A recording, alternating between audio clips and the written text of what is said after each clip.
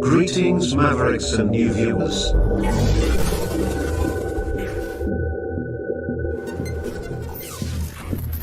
Tonight, direct and live from the Maverick News Network World Studios.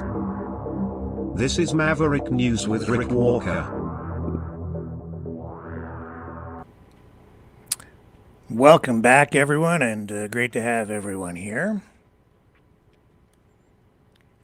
The pushback on Mark Carney's video address to the nation has been robust and not unexpected. But as I've been observing all of this happen over the past day, especially the reaction to it, for me it has revealed much about what is really going on in the political landscape as Canada faces what is honestly an existential threat from our best friend, the United States of America. For me, a lot of this hits home in an unusual way.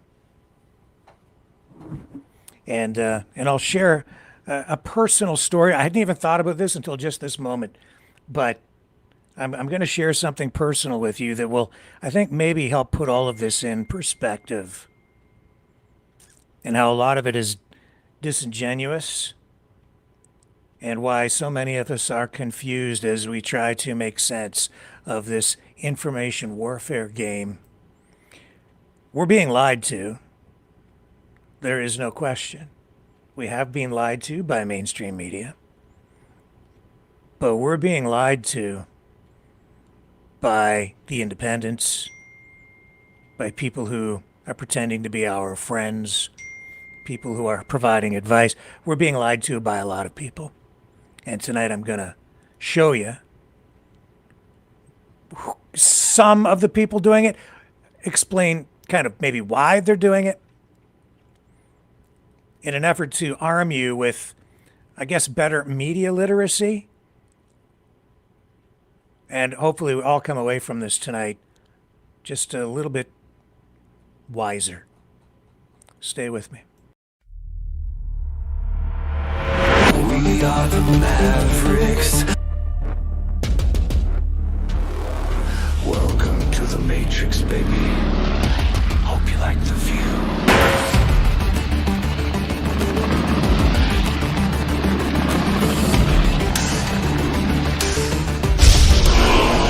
We are the Mavericks. The world is watching.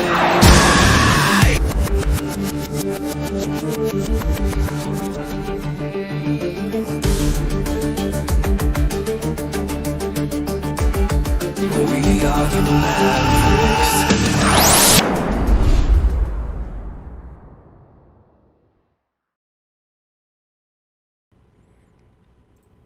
Man, I'll tell you, I have so many things to share with you tonight that I hope will put all of this in perspective. Let's first of all rewind a little bit to yesterday, a story that I didn't even make the lead story here, but maybe I should have, because what's going on with Mark Carney and his forward guidance video, his address to the nation, is hitting home not just in Canada, but also south of the border in the US of A.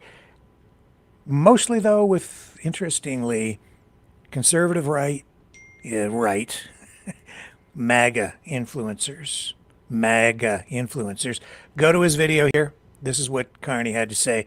It's all about the trade threat, the tariffs, the threat to Canada's sovereignty. I know from experience that outside forces can sometimes seem overwhelming. My previous jobs at the Bank of Canada and the Bank of England was part of my duties to make regular public reports on what we were doing to manage the economy. And I remember during the financial crisis, when there was a real risk of panic, I developed a practice called forward guidance. It was designed to assure people that however difficult the situation seemed on any given day, that we were acting, and importantly, that we would continue to act with overwhelming force against our problems until they were solved. And that's the spirit I'm talking to you about today. Security can't be achieved by ignoring the obvious or downplaying the very real threats that we Canadians face. I promise you, I will never sugarcoat our challenges. Instead, I will talk with you directly and regularly about our plan, why we're doing what we're doing, what's working, what isn't, and what we're going to do next. So here's the current situation. Okay, so he says he's basically going to be honest with us. He's speaking to us, Canadians, knowing full well that the U.S. is listening. Keep in mind, all this is happening just ahead of the upcoming Canada, U.S., Mexico trade talks, right? With Trump saying, we don't need anything from Canada. We don't even care. Because he always starts from a position of extremism. The world, as I said earlier, is more dangerous and divided.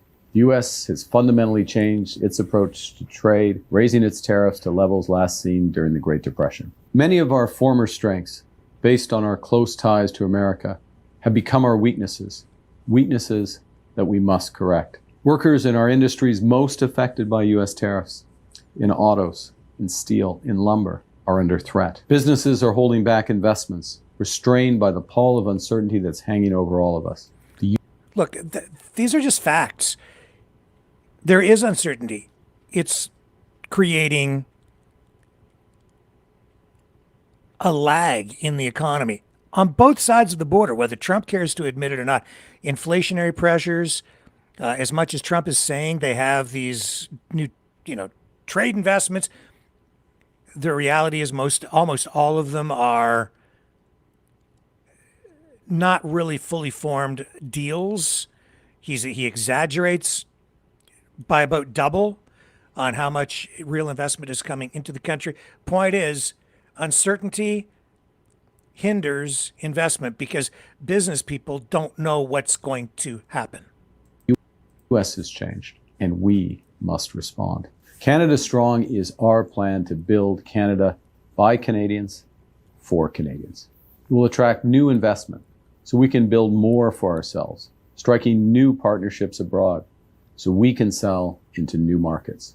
It's about taking back control of our security, our borders, and our future.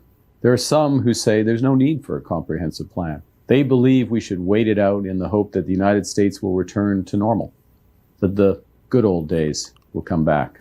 But hope isn't a plan, and nostalgia is not a strategy. And the days that young Canadians have known all their lives haven't been that good. Their lifetimes have been marked by a series of shocks and crises from abroad. The Iraq War, the global financial crisis, COVID, and now this. We have to take... Let me ask you something. As I'm listening to this, Iraq, because of, that was the U.S., right? That came after Afghanistan. That was a U.S. decision, and we know there were no weapons of mass destruction. What else did he mention there? The 2008 financial crisis. What was that cost from? People cooking the system. He talks about it in his book. The housing crisis, the crash, because of the defaulted mortgages, liquidated into derivatives, trying to spread the risk on debt that was being presented to people who bought it as being risk-free with the illusion of a government backing. Basically, that was a U.S. that was also from the U.S. side. Everything he's mentioning there, the pandemic, oh my God. As I sit back and I watch all of this unfold, now what, 6 years after, almost 6 years, 5.5? Yeah, 5.5 years since the pandemic hit. Every time we start talking about these bad. Trump has somebody to blame. Blames this guy, blames that guy. Always somebody to throw under the bus. Blames everything on, the people around him. Everybody working for him is always afraid of getting fired. Never takes responsibility for anything that goes wrong, ever. The pandemic. Blamed China, blamed the World Health Organization, blame. It's all their fault. They mishandled it. Blamed the people around him, blamed Fauci, blamed Dr. Birx, blamed Rand Paul, blamed everybody, but never himself. And yet, who had all the power? He always had the power. Even if you look at what was going on with the World Health Organization, you look at the way that all went down and the impact that had on the entire world and especially on Canada, because we are on the border. We are connected geographically to the United States with the world's longest undefended border and massive trade, where we had to be pretty much in lockstep with a lot of the regulations that they adopted on the U.S. side. And it flows from there. Everything went to hell in a handbasket in 2020 after Trump was elected. Of course, partway through his presidency, the pandemic breaks out. Everything was kind of weird before that, too. So many protests in the streets, people fighting, buildings being burned when he was president. And, people look back, like during the whole thing, Me Too blamed our government down in the States. Who got blamed for lockdowns and mandates? States, not Trump. Trump always has Teflon on him. It's never his fault because he blames everyone around him. And yet, with the stroke of a pen, he could have put an end to a lot of the craziness.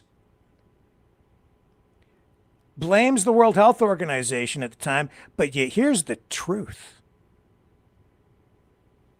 The United States never gave up any of its sovereignty to the WHO.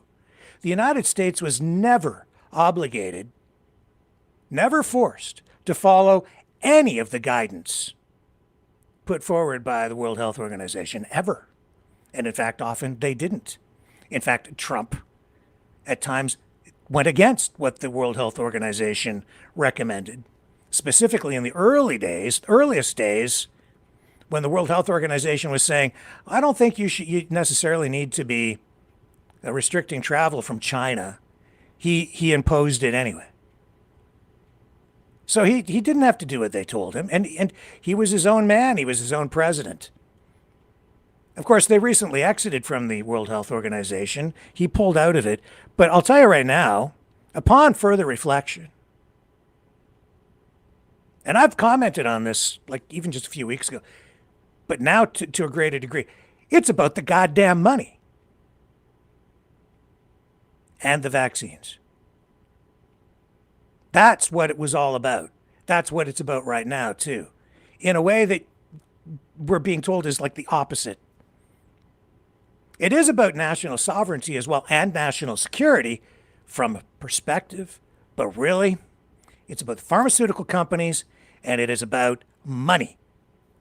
The United States is the largest contributor, dollar-wise, to the World Health Organization. I think they pump in about $835 million a year, or they were, okay? That's a lot of cash. Well, too much. Costs too much money. China doesn't put in that much money, and they have more, they have a disproportionate amount of influence, he says, over the voting process. And all these other countries, they all get to vote. And the United States didn't control everything about the World Health Organization. So Trump says, we're out of here. Why? Because they have been developing global responses to the next pandemic through something called the Pandemic Treaty. I went and looked at it actually earlier today because I was talking to Ian and he mentioned that you guys were highlighting an interview that I did regarding that. And I went, yeah, I remember that. I received some information about it from time to time. I haven't reviewed everything, but this ties into tonight. It ties into what I said about 3 weeks ago. Blame the WHO, blame the WHO, blame Fauci, blame Birx, blame Canada, blame China, blame everybody, blame. And yet he comes back in for his second term, and then to score political points, as soon as, like, it was first or second day, I don't remember which, he's signing the flurry of executive orders, which is like acting like a dictator, by the way, because that's just one guy making all these decisions and passing these sort of, they're not quite laws, but they have the same effect. Ruling with a Sharpie. And I remember he signed one regarding mandatory vaccines for kids going into school, and he just signed it. You can't do that anymore. Well, why? What took you so long, man? Because it's like over now. That for me, it was like, that just was like huge wake-up call. Now I'm hearing all this rhetoric coming from him and all the MAGA sycophants who I'm really, just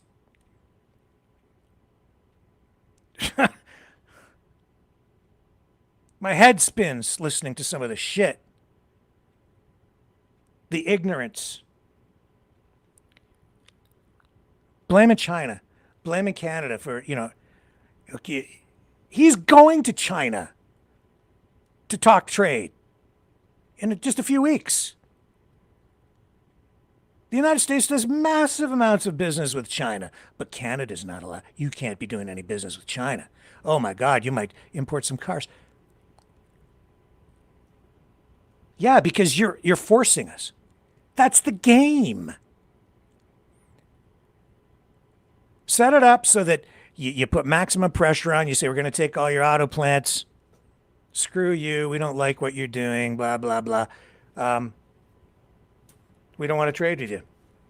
Okay. Oh, by the way, you're not allowed to trade with them. You're not allowed to. They're off limits. If you do, we might have to invade you and take over your country and absorb you as the 51st state. That's what it comes down to.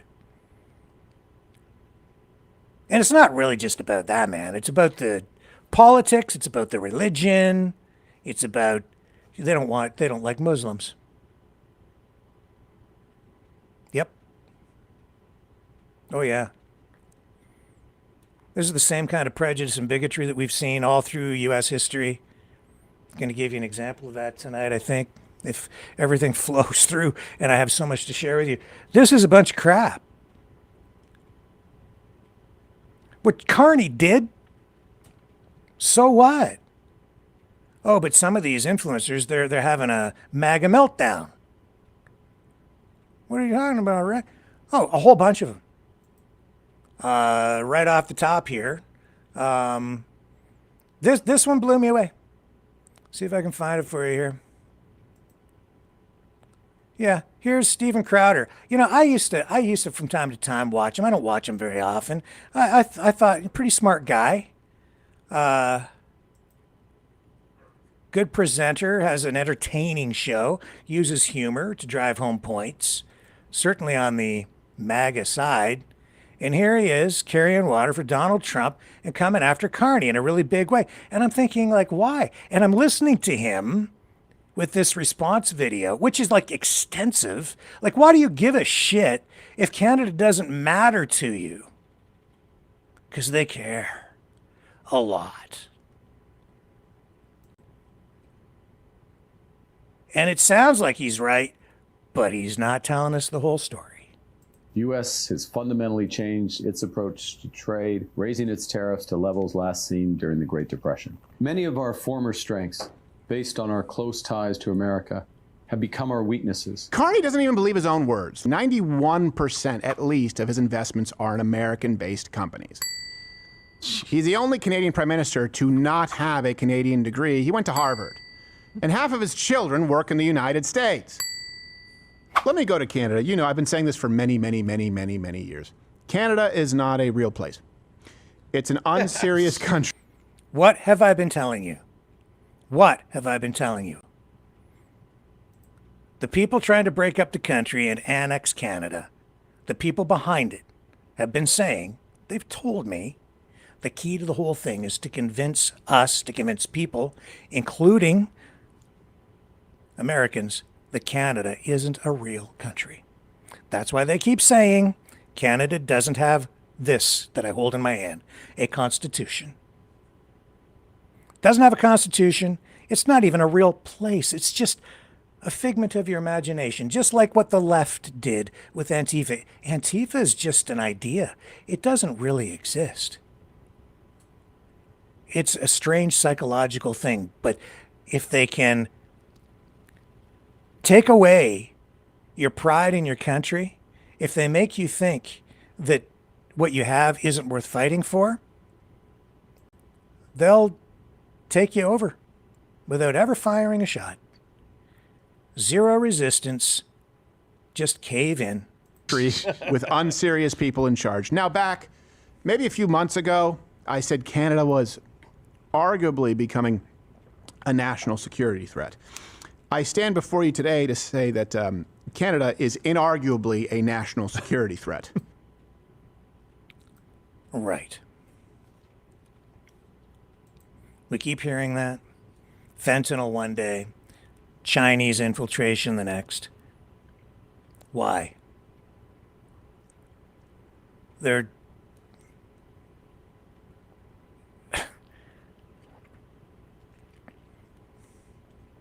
Are they going to swoop in and kidnap our prime minister next?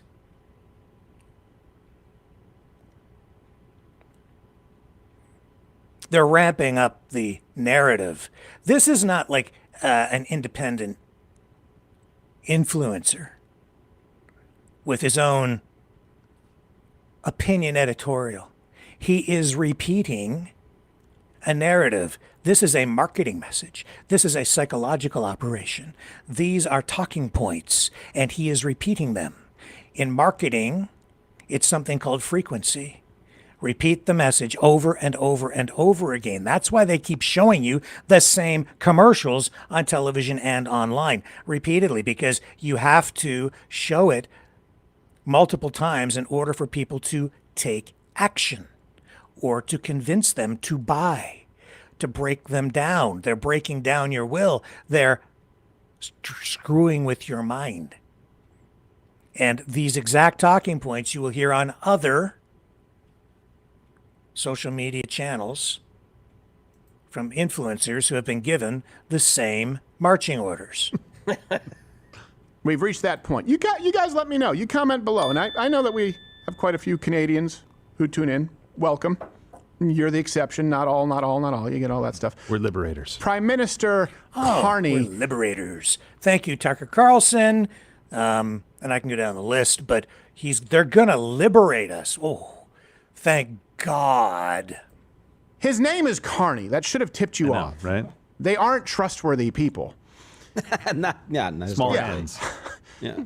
This weekend, he declared, and it's not just his declaration, but it's what it actually means. When he says that the United States, Canada's reliance on the United States is their greatest weakness, what he's really doing is saying, hey, we really, really want to try and align ourselves with communist China. And here's the good thing about Carney. Blame China. Blame China. Look, I've always had concerns about China, about communism, freedom, government overreach, always. But I know how politics is played too, and becoming wiser to it, especially in this new information ecosystem that we find ourselves in on the internet. And it has taken me some time to become acclimatized as an old dinosaur journalist, but the tactics are the same, just using a new medium. I've just had to kind of clue in. This is China. It's a scapegoat. The WHO is a scapegoat. The China is a scapegoat.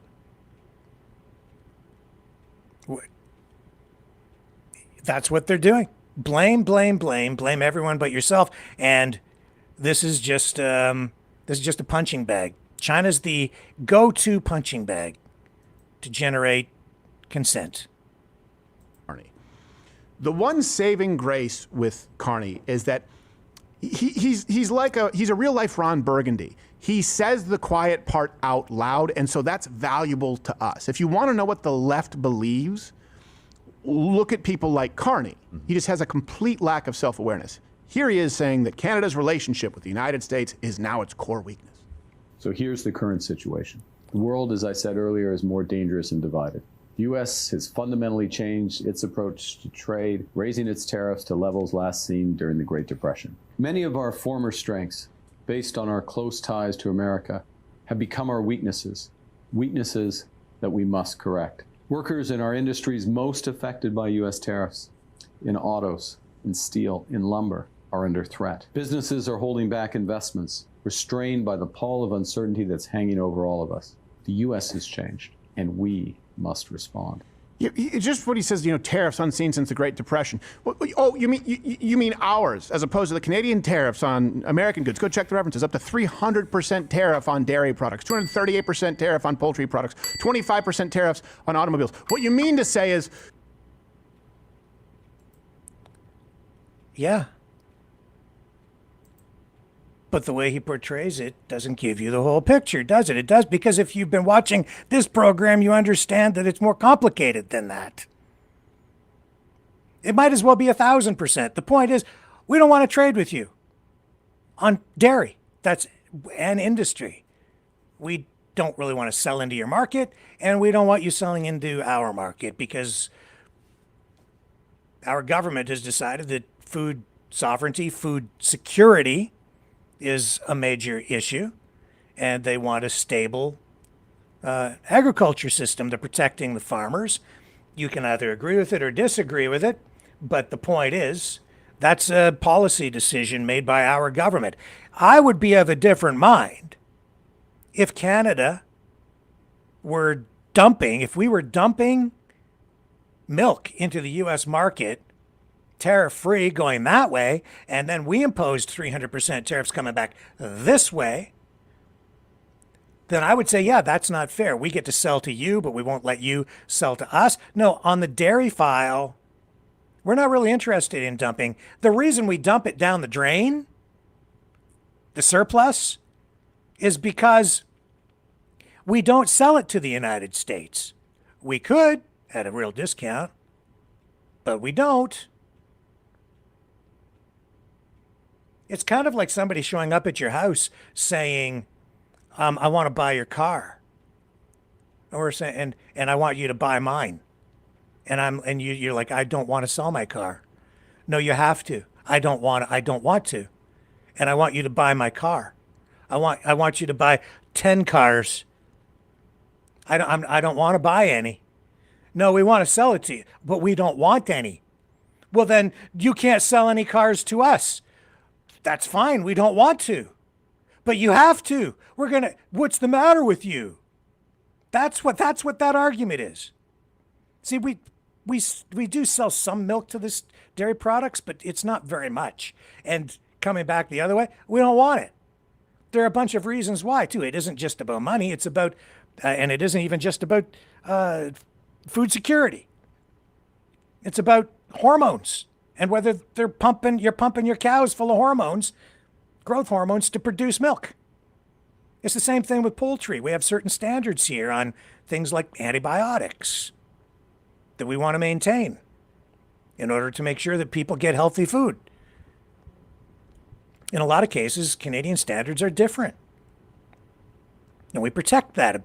But if you open up your market and you're trading back and forth, now suddenly you are giving up a lot of your sovereignty in order to trade, because you have to have your products in compliance, and you have to be in lockstep.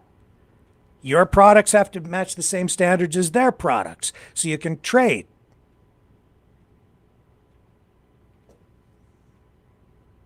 And if they don't, then you can't trade, and then you can't sell your stuff into that market. So it's more complicated than that. But that's a simplified argument put forward to get an emotional response, but you're not thinking when you are acting out of fear or emotion. And that is what Mr. Crowder is doing here. He is repeating a narrative.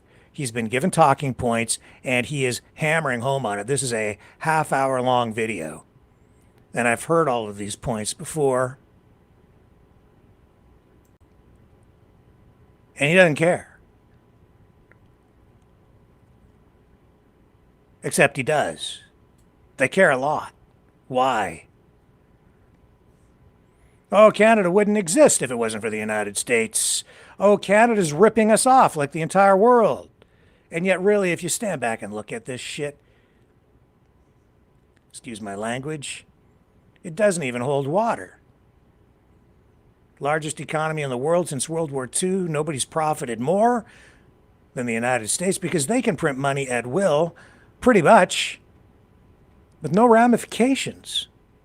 Because they have the world reserve currency and nuclear bombs to back it up. It isn't just the oil, folks. It's the nukes. Don't mess with Godzilla, lest he stomp on your head, especially if you're right next door. But Carney, he's standing up to him. He's now MAGA enemy number one. It's okay, though. Hang in there. See, the whole thing is this whole argument that, oh, we have to... See, this is a war on liberalism. And when I say liberalism, I think most of the people who are losing their minds, and I'll get messages after this program from idiots who will be saying, oh, you're a liberal lover. You're goddamn right. I believe in liberal democracy. Always have. What does liberal mean? It means freaking freedom. Go look up your history. Liberal. Not like big L liberal party liberal. Liberal. Freedom. Liberal democracy means liberalism, freedom with democracy. You get to vote. You get a stake in what happens. Liberalism doesn't necessarily mean socialism. It means freedom, though. Rule of law, freedom of speech, freedom of expression, all of those things, all of those freedoms encompassed in the whole concept of classical liberalism. I heard another influencer today. Who's the guy? It doesn't matter, saying that MAGA and Trump are the ones really fighting to protect classic liberal values. I was like, what the hell are you talking about? Because they still don't get it. I've been saying for a while, Donald Trump is not a conservative. He is not. He's a socialist. He's just a different kind of socialist than Mr. Mamdani, the new mayor of New York. Why are we going there? Because he just gave an interview to NPR talking about exactly this. Now, Mamdani, you remember that meeting in the White House when Mamdani went to see him? He met with Trump, and he called him a fascist. And Trump was like, it's okay. It's better if we're just honest about it. He's not even, Trump is not trying to hide it. He is an economic fascist. Maybe more than that. I'd say more than that. He's an authoritarian. He's all about control in the economy. And Mamdani is, these two guys get along. They don't agree with each other, but they get along. Why don't they agree with each other? Because they're just two different kinds of socialists.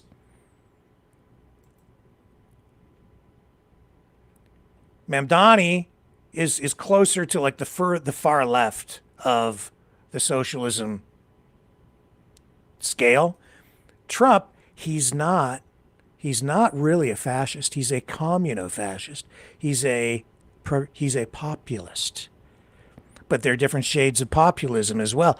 This is something the United States hasn't quite seen before. This version, this ideology, nobody's really seen this before. That's why everyone is having so much difficulty recognizing or figuring out what the hell is going on. But Mamdani's kind of got it pinned.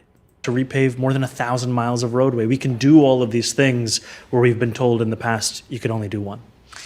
Has the war in Iran had an outsized impact specifically on the economy of this city? Yes, the war in Iran has had an impact on the economy of this country. And even more than the economy, it's had an impact on the people of this city and across this country. At the core of any war is a dehumanization that takes place.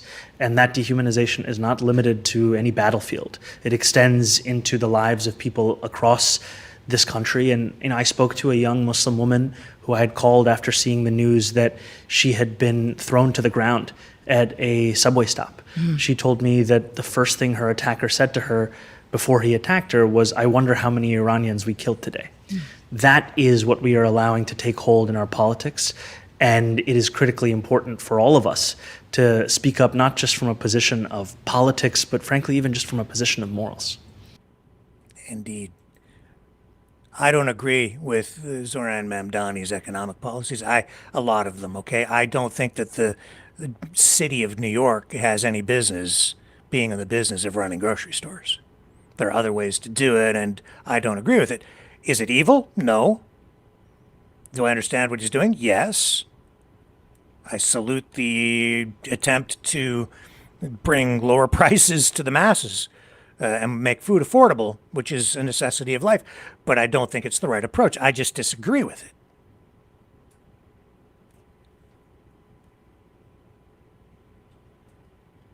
But I do agree with him on this. Because it's the bigotry, it's the prejudice that is being used, exploited to manipulate people, to divide people, to get everybody angry, to get people in the streets and fighting. Identifying groups of people that you can blame. We've seen this before. We should learn from our history, shouldn't we? But we don't. We don't. Just ask George Takei, Sulu, from Star Trek. What? Yeah. You know, he's become something of a political activist, smeared by MAGA, by people on the right over the years. The right. They're not on the right, folks. They're over with the, this whole movement has shifted. You know, Trump 1.0, I think it was kind of more there. This is full on over there. They're kindred, they're like their neighbors is what they are now. The communists and this MAGA organization. Just two different kinds of socialism. George Takei has seen it before. George Takei, Sulu from Star Trek, the original series. Japanese. His family.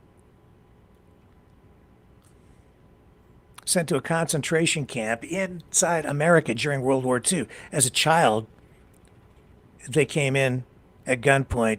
They took him and his family away. He talks about it today. And he's sounding the alarm on Trump, saying that he's a menace to the world. Because this is history repeating itself. And they were marching for their freedom and just position. He's talking about, becoming something of a peace activist after his Star Trek days, during the original series, marching in the streets during the civil rights movement of the 60s and 70s. As citizens of the United States. And we had, internationally, a war going on in Vietnam. And that was tearing this country about as well. I was part of the peace movement Jane Fonda was famous for being a voice for peace in Vietnam at that time, and Jane worked together with me in organizing the Asian American community to express our. So we had all these political issues churning in our country, not unlike when we were in prison, but they weren't prison. Part of the turmoil was against us during the Second World War. And here we are again, both internationally and domestically in turmoil. We keep repeating the same thing because we don't learn the lessons of history.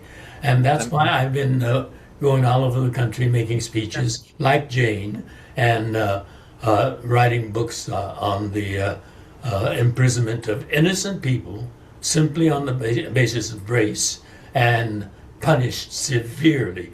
I mean, I was a child and it was all terrorizing and confusing, but for my parents, it was absolutely devastating to have everything taken away and being looked at as a hated enemy. So you could have. Yeah. That's over on Times News, if you want to go looking for that. It's really disturbing. Trump has been using language like referring to Iranians, Muslims as animals. He said that about a week ago. And it's not the first time he's used language like that. When you hear politicians, and I've seen even politicians over here in the MAGA sphere and others referring to immigrants as parasites, certain immigrants with certain colors of skin and certain religious beliefs as vermin and parasites. Parasites. That is dehumanization. That is a deliberate attempt to make you think of other people as less than human, to then make you not care when people in jackboots show up, drag them out of their homes, throw them into prisons without due process, ship them out of the country, or maybe do even worse things. Canada's not off the hook either. We did similar kinds of things to people of Japanese descent, Canadian citizens during World War II. I did a piece on that. Went out to community of Dresden, where many of them were taken and ended up working in farmers' fields for quite some time and became productive members of the community over time. But here, after they were given back their freedom. But Stephen Crowder, as part of his presentation, criticized Canada throughout that thing, saying that if we align ourselves in Canada, then we really have no moral leg to stand on because of China's human rights violations. But with all the lying that's been going on, especially coming out of the MAGA camp, and every other word coming out of Trump's mouth is obviously a lie, since this war is, how long have we been at it now? 7 weeks? 8 weeks? It was supposed to be over in 3 or 4. Now we're about double that. He's lie. China says that a lot of the shit that's coming out of the MAGA sphere is a lie. I'm beginning to think that, maybe a lot of it isn't quite true. Now, I'm still not going to sit here and give China a pass because I know they've done some not very nice things over there too. And they can be a national security threat. Every country.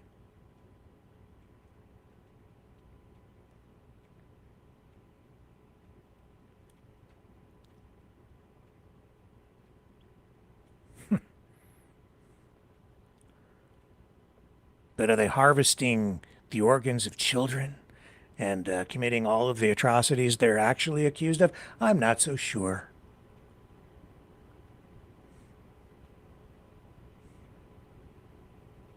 Not saying yes, not saying no. I'm saying I'm really doubting more and more every day everything that comes out of the president's mouth and the mouths of those who lick his boots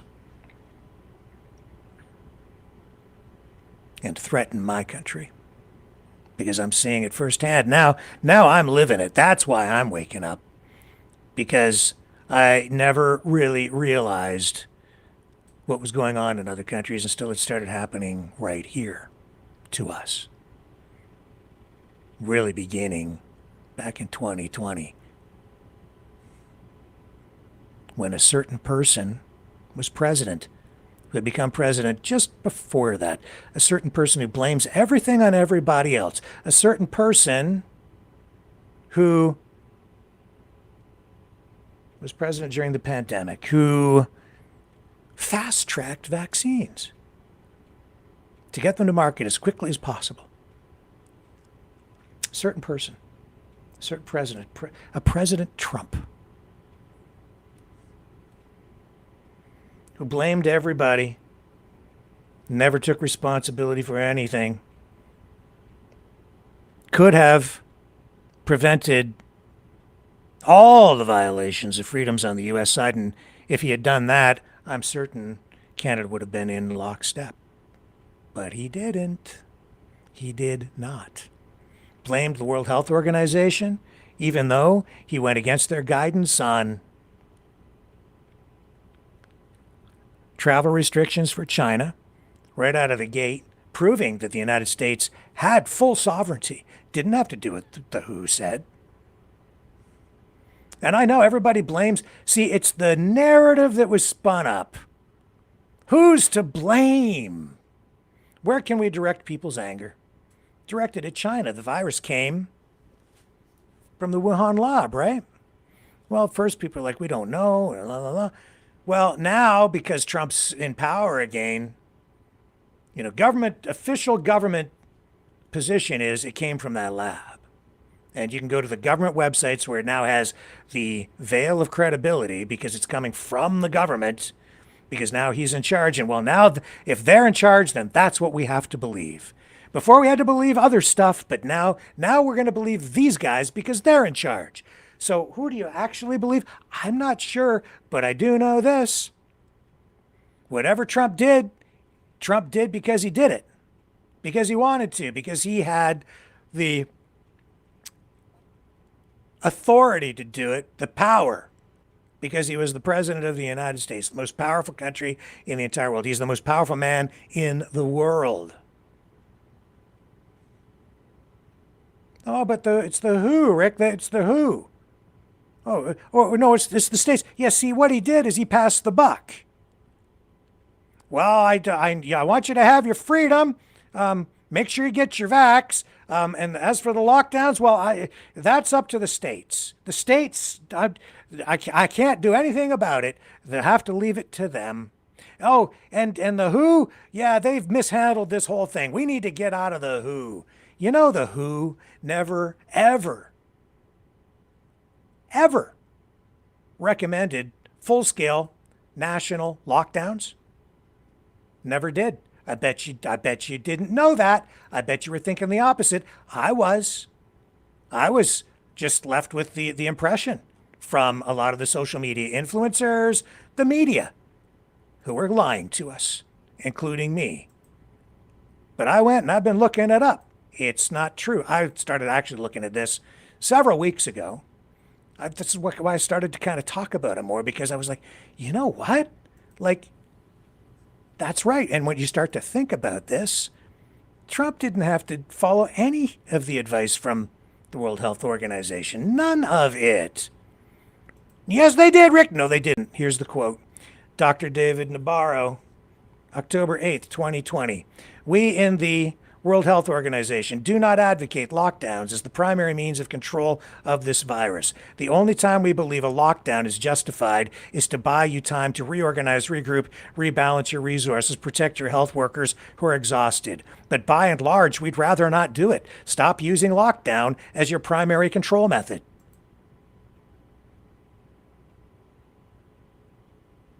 What did Trump do? Nothing. He just let the states do what they were going to do.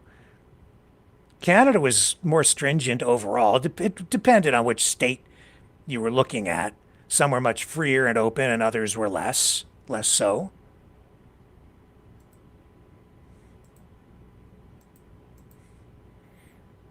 Here's the official WHO guidance document. Quote from it.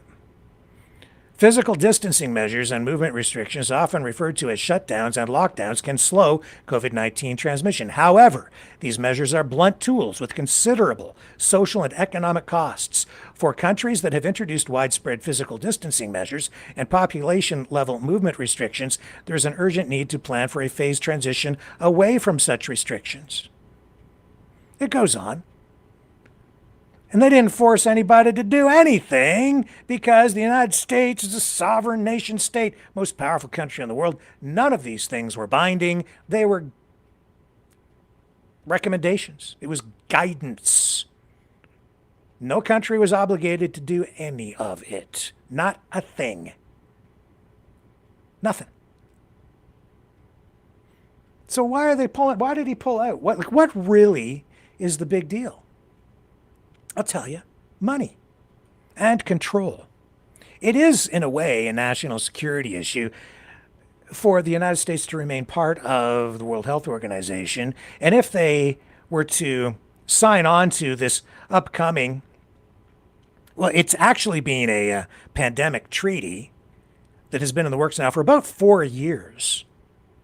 Now, I interviewed James Roguski a couple of times on the program. Smart guy. I went back because I was told about it earlier today by email and in a phone call with somebody else too, saying that you guys had been looking at it last night. Oh, okay. Then I thought, yeah, I'm going to go back and look at that interview. So I did. And James, let me tell you, he's anti-WHO. Okay. And he has valid concerns, and it depends on how you look at it. And that's all fine. But he has been an advocate for the United States exiting the World Health Organization. But in the interview, he, again, was not really sharing all sides of the story because he just brings his own narrow perspective on it. But when you step back from what Trump has done, why would he do it? Oh, well, because they're spending too much money on the WHO. We shouldn't put $830 million a year into it. Well, did you know that the United States, in order to, they're now working on bilateral agreements with all the different countries, which is 100 and some countries involved, so that they can set up their own monitoring systems to make sure that they keep tabs on any viruses or anything out there that might result in another pandemic or some sort of health issue that might represent a national security threat to the USA. To replace the warning systems and come up with their own systems bilaterally with each country individually, they're going to have to spend upwards, maybe even more than 3 times that. 3 times. Why? Why would they do it then? Control? Because they don't want to sign on to this treaty because it's about the fair distribution of medications and vaccines. So from Trump's perspective, the United States is the richest country. They have the most money. So if there's another pandemic, the United States gets to hoard all the vaccines. And in fact, he took that approach during the pandemic. I know, you're like, wait a minute, Trump, it's not his fault. He got duped. Did he?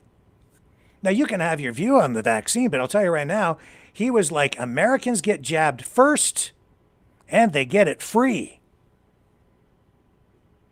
He made sure Americans got the jabberoonie first and got it free. He wanted it in the worst way. And everything I'm telling you, you can verify. You can go look all this stuff up. You check it.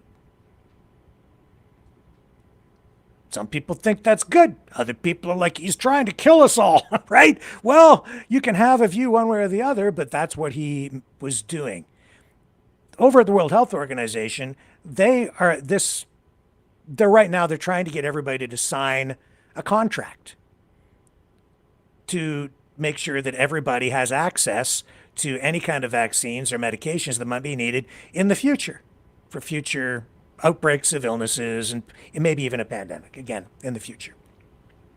And that means that it's a prearranged contract. If something happens, the pharmaceutical companies have to supply each of these countries with a certain amount, and they have an agreement on how things are distributed globally based on need, where it will do the most good to prevent the spread of the illnesses globally, which can be a good thing for all countries because then it might prevent the spread from one country to another to another. If you're all working together and you have an information network that is tied together, I can see how coordination can be a very good thing. But if you have a contract that is binding legally, internationally, then the producer of the vaccine or the medication or even whoever holds the most of it at any given time, they have to share.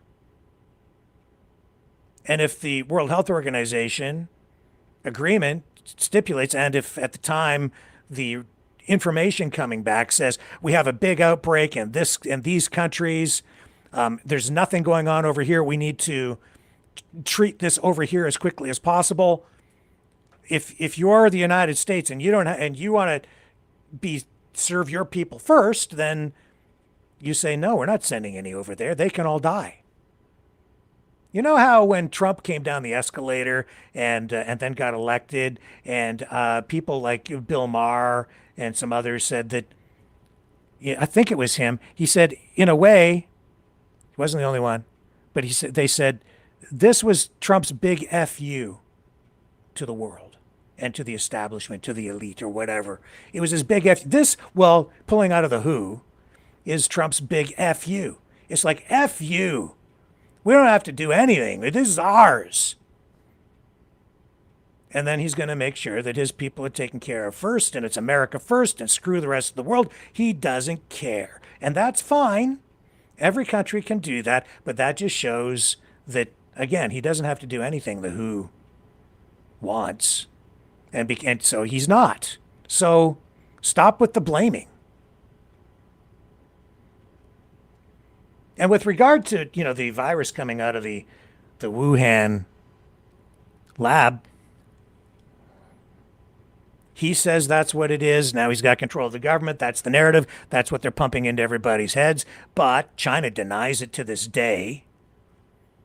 And the World Health Organization also, somewhat more neutral, kind of, And there's, what their position on it is right now?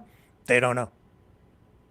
But Trump is, no, it's China, China, China. And that's as bad as Russia, Russia, Russia, only it's worse because there's actually still kind of like some real trails there where he has relationships with China, or rather with Russia. It's China, China, China. It's always the scapegoat. What's the truth? Don't know. Will we ever know? Probably not. Well, except some people know because they think they know because they've been told what to know. And in reality, I don't think we know. I do know this, whether it was planned or whether it was just used opportunistically, it was used to make all of this stuff that's been going on ever since happen. That much is very clear. Because that's when all the craziness started. It's the moment that guy came down the escalator. And I thought, well, that's pretty cool. I was with it. I was like, this is different.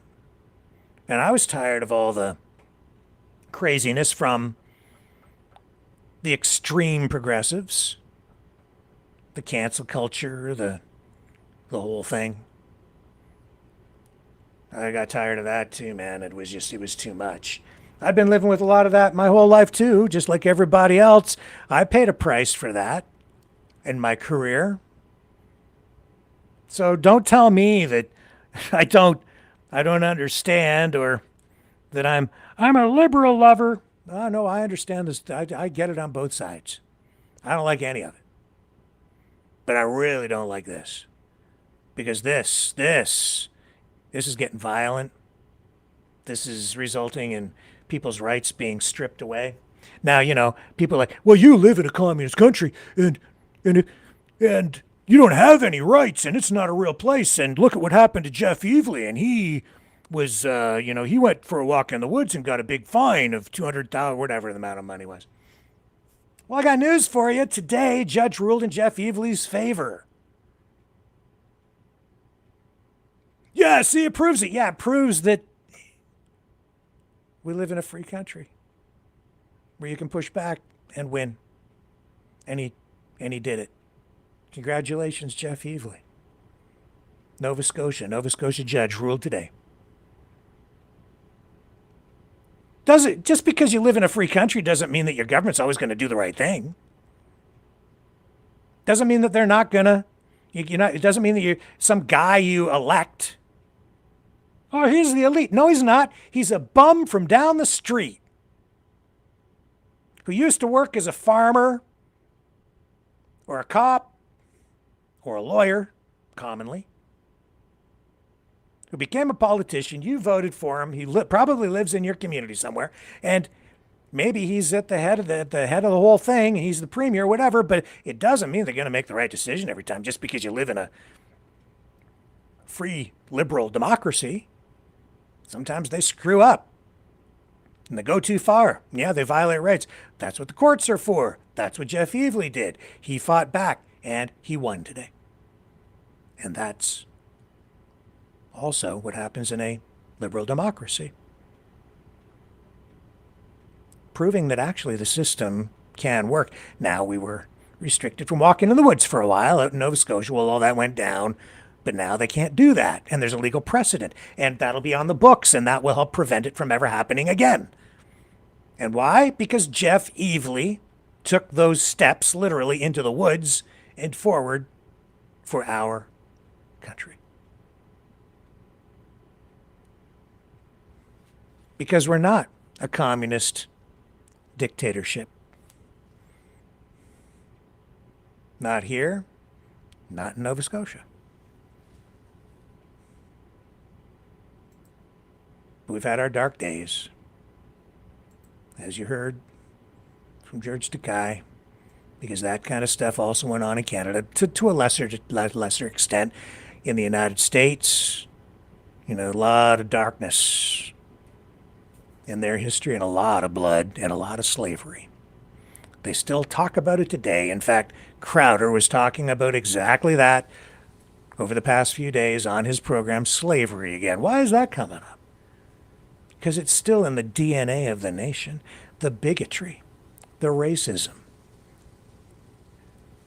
As a Canadian, I can't quite relate to it, but I've seen it. I've been down, especially in the southern U.S. I've seen it.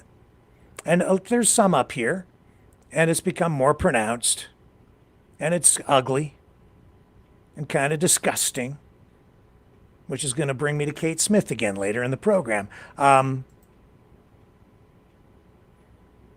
And it's about respect. And that's what Mark Carney also talks about in his book, Values, where largely the book looks at everything through a lens of economics.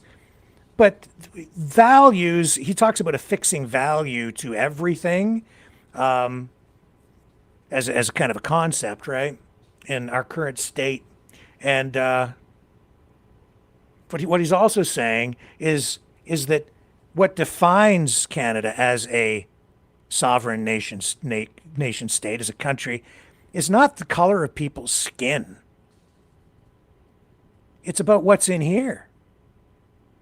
What we believe in as people, as Canadians, as citizens, what we hold dear, what our system is. The rule of law, democracy, giving people a say, a stake, having respect for people. Our fellow Canadians, helping each other out when we need to be helped. Coming together working together, working with other countries, not giving up our sovereignty, working with other countries to honor theirs, respect it, and have ours respected as well. Not to control other countries, but to do things that are mutually beneficial, including engaging in different kinds of trade through which we conduct transactions and we both prosper, which is the opposite of what Donald Trump does. For him, it's all a zero-sum game. It's an issue of respect heading into negotiations. Today, Canada's former ambassador to the United Nations, Bob Rae, on CPAC, talking about just that. While the Americans and the MAGA bootlicking influencers are out there hammering Canada and hammering Carney, Bob Rae, because they say that he's attacking the United States. He's not. Like it's a shot across the bow. It is kind of a shot back, but it's defensive. And I'll tell you, when you listen to it, it was entirely respectful.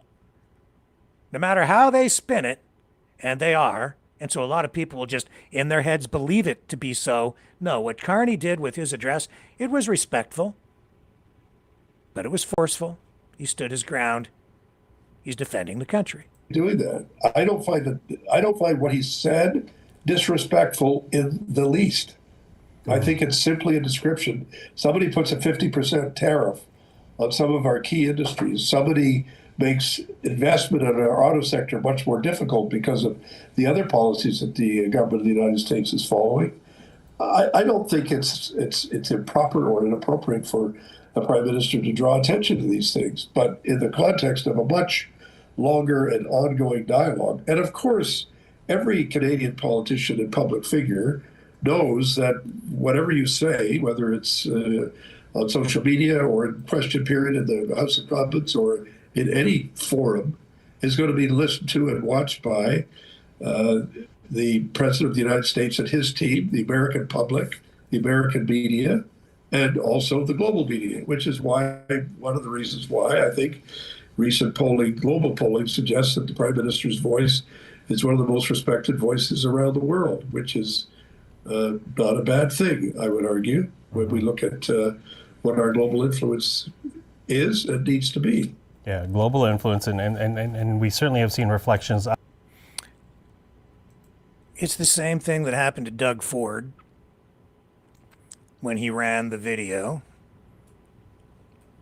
with the audio of Ronald Reagan, which was accurate, not taken out of context. Reagan coming out calling for free trade. He was an advocate for free trade, used tariffs, yes, but very sparingly and very reluctantly. And specifically, there were a couple of incidents. But he was a free trader. Donald Trump is not.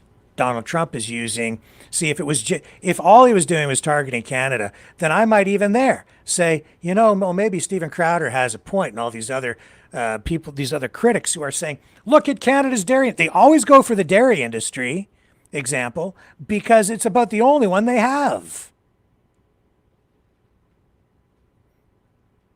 And the 25% tariff on autos is more recent because it's a response to what's going on with the U.S. tariffs on Canada.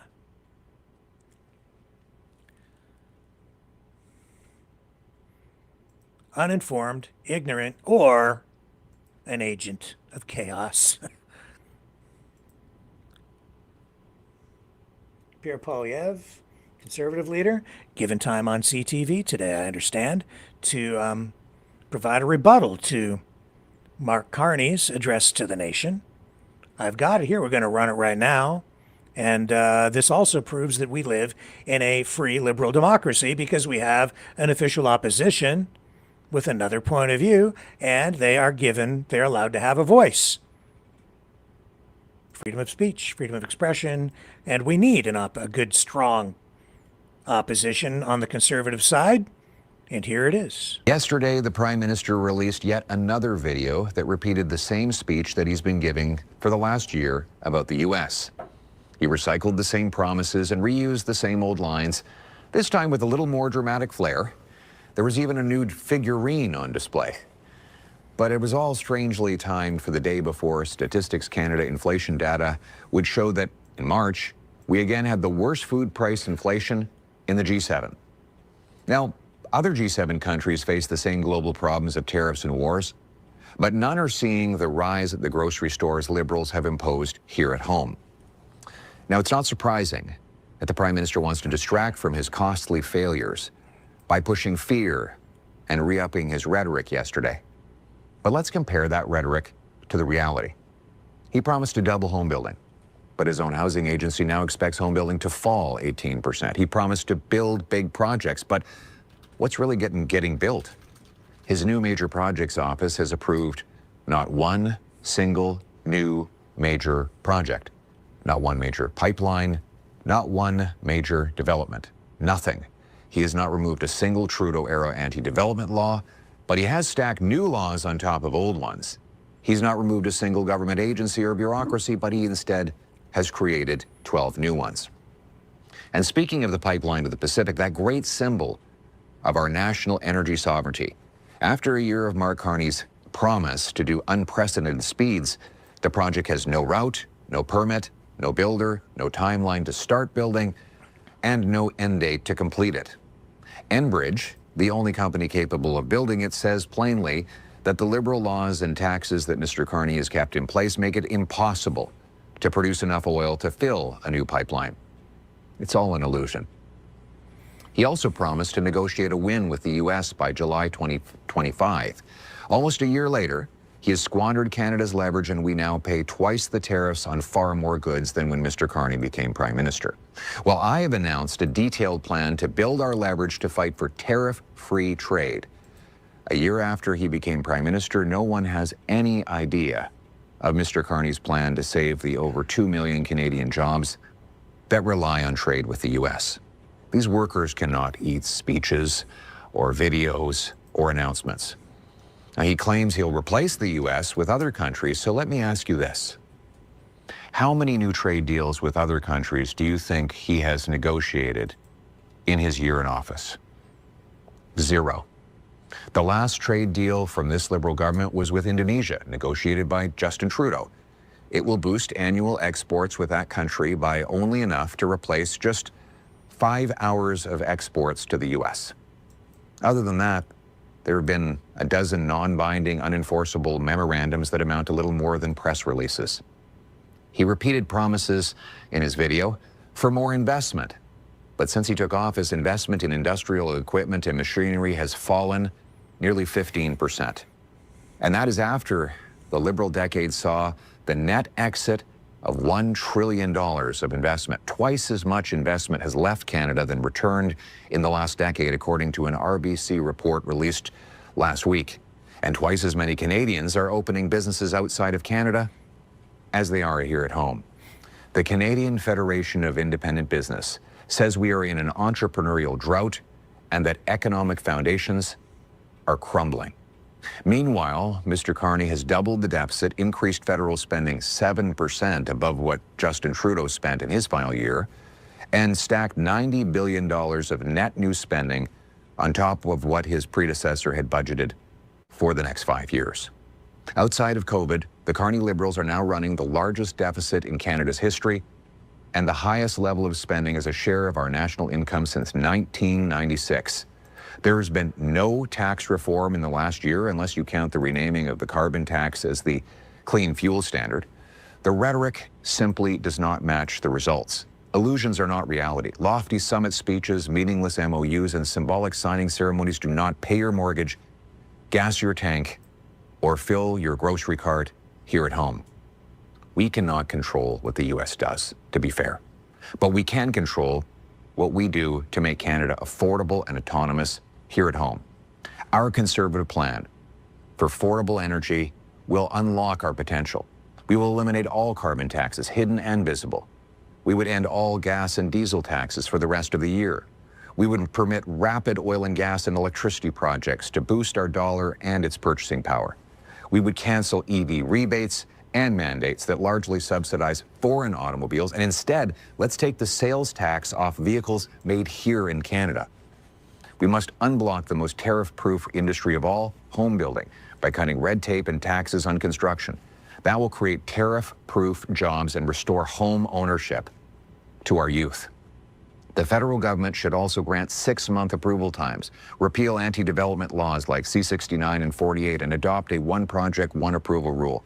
As did Prime Minister Harper during the global financial crisis, 23,500 projects went from concept to completion in just over 2 years with no environmental or public safety problems. We can do that again. We should use the special powers under Bill C-5 to rapidly permit new pipelines, including a pipeline to the Pacific carrying over $30 billion of oil overseas. $30 billion is more than the total exports to China, for context. These measures will be bundled together as part of what we call the Canadian Sovereignty Act. When we unlock our resources, we must maximize their negotiating leverage. Guaranteed access to critical minerals is about more than economics. It's about power and security. Canada produces 10 of 12 NATO defense critical minerals. We also have one of the largest supplies of energy beneath our feet. No modern economy or military functions without secure energy. And that's why I believe, and I have proposed, that Canada should establish a strategic energy and mineral reserve, stored domestically, under Canadian control, and available to secure the country and our allies during war, crisis, or supply disruption. The United States wants access to all these minerals and energy. Well, we should use those resources as leverage to get what we want: tariff-free trade, including for our aluminum, steel, lumber, and autos. We do not need more costly illusions for Mr. Carney. We need real-world results at your grocery store, your gas pump, and in your bank account. We must be affordable at home, safe at home, and strong at home so that we can have unbreakable leverage abroad. Yesterday, Well, there's that perspective.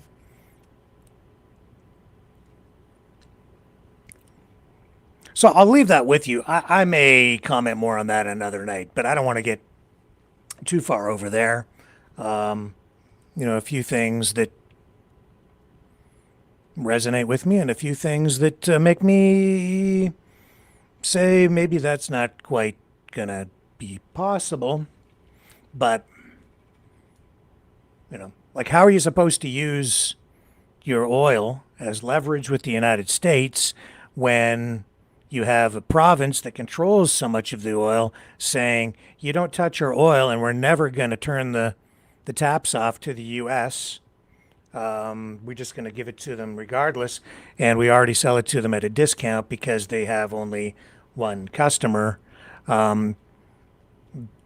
It's easy to say these things, but difficult to deal with the reality of the politics in Canada on the other side of that. So maybe he would have a better relationship with Alberta. I suspect it probably would be better, but I don't think they're going to change their position on any of that, given the current set of circumstances. And more than that, why is Poilievre in the position he's in? Because, while people are saying, I think that Carney is part of the whole plot to be the evil cabal to destroy everything because Trump supported him and said he wanted Carney to win. I pointed out the other night that the reason Donald Trump said it was going to be easier for him to do what he wanted to do, he said it will just be easier if we have the Liberals elected, is because now he has a villain that he can point a finger at, somebody wearing a great big giant L that he can portray as an evil lefty. And he can sell that to people. If you've got the Conservatives in office, how does he say he's going to go to war with liberalism in Canada where you have a Conservative government? It's more difficult because of the branding. That's all. Nevertheless, he wouldn't take his eye off the prize. That's for sure. So it plays out. It continues to play out. And as we get into elections, you say those of you who want to become part of the 51st state, and that's what all of this is about, Why? Oh, it's so much better. Is it? Oh, yeah, they have more democracy down there. Do they? Because their laws let big, really rich people pump a lot of money into the politics, you know. And a lot of what's going on down there. We were talking to George Takei talking about, you know, the what happened to him and his family being taken to a camp in World War II. Well, there's a whole layer to what's going on within the MAGA sphere and this assault on Canadian sovereignty that has echoes from going back to like the 1800s. Have you ever heard of the American Party or the Know Nothing Party, born of a secret society?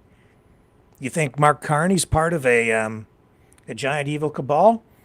I suppose anything's possible, but do you not know the history of the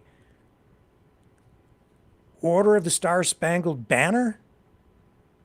Founded in 1849 in the United States, it was really one of the first or one of the original third-party options in the U.S. Became quite popular. Began as a small oath-bound fraternity. Had elaborate initiation rituals, passwords, hand signs. They had a requirement for members to be of Protestant, Anglo-Saxon lineage. They had to be pure native stock. No Catholics allowed. No recent immigrants allowed. They didn't like immigrants too much. And I'm not talking about the kind of immigrants from India. I mean, you go back in history, people have been fighting over things like religion, immigration for a long time. It's not just about skin color, man. Back then, this group, they were upset about the rising influence of Irish and German Catholic immigration. They saw all of this as a threat to American Republican values and Protestant culture. Isn't that interesting? What have we seen Trump doing of late? As I said, he's dressing up in AI costumes and posting pictures of himself as Jesus and even as the Pope. Also, he's going to be participating in, is it today or tomorrow? I think it was today. He was reading the Bible in the Oval Office, I believe, as part of a Bible marathon reading. They're integrating the church and the state. What did I say a couple of nights ago? This is interesting. This was just a prediction, just something like a sense that I had. The president might be establishing, I said, they'll probably call it the Church of America. Well, this Order of the Star-Spangled Banner was it gave birth to the American Party. The American Party. And a lot of it was all about religion. It was basically a Christian nationalist group, but not Catholic. Because I told you before, they'll get you fighting about anything, especially religion. Immigration, skin color, sexual orientation, you name it. They'll have us fighting about it. That's what's going on. Slavery. Bigotry. They called it the Know Nothing Party. That was the nickname because if you belonged to this party in the earliest days, if anybody asked you about it, you were supposed to say, I don't know anything about it. I know nothing about it. Because it was secret, because they didn't want... they didn't want to get taken down, taken out. They didn't want anybody to know. It's interesting to look at that because as I kind of watch what's happened through the progression of MAGA, Trump coming down the escalator, first he's a Democrat. Then he becomes a Republican. Or actually, first he was an independent. He was a Democrat. Then he was like an independent. Didn't actually run. Then comes into the Republican Party and takes it over and transforms it. Now MAGA controls the Republican Party because it's not the Republican Party of old, which is why you have all these former conservatives. They didn't leave the party left them. Still Republican in name, but really it's a populist party now. it is totally different. You can't tell me it isn't. It is, because I see so many of the, people who, like David Frum, who used to be, integrated into the government, now just working at the Atlantic, and he's a liberal, but no, he was conservative. Still comments online, well respected, smart man. Conservative that you'll call a liberal today. People were saying just a few years ago that if John F. Kennedy were alive today, he wouldn't be a Democrat, he'd be a Republican, probably a conservative. Whatever that means. He might actually be. I don't think so. He would stand in opposition, I think, to what Trump is doing pretty sternly, because he would be against all of these civil rights violations, and that also is a telltale sign. But all this is a replay, just as George Takei said. It's a replay of what we went through so many years ago during the 1940s. The American Party. Well, that reminds me. Let's rewind it just a little bit, shall we? How long ago was this? What did Elon Musk do when he was feuding with Donald Trump? This was 9 months ago. Here's the report from NBC. What was Elon Musk up to? He was establishing a new party. What was it called? Right, the American Party. Tonight, on the heels of President Trump signing his massive domestic policy bill into law, his former close ally, Elon Musk, announcing the formation of a new political party. Musk, the world's richest person, taking to his social media site X to say, "We live in a one-party system, not a democracy. Today, the America Party is formed to give you back your freedom." Musk, who was President Trump's top campaign donor, has been feuding with the president over the so-called One Big Beautiful Bill, which the nonpartisan Congressional Budget Office says will add more than $3 trillion to the national debt over the next 10 years. Musk has referred to the legislation as a debt slavery bill and had been teasing a new political party for days. The Tesla CEO did not respond to questions from NBC News seeking clarity about today's announcement. Yeah, rich people don't like taxes. That's especially when you have a lot of money. And yeah, that's why.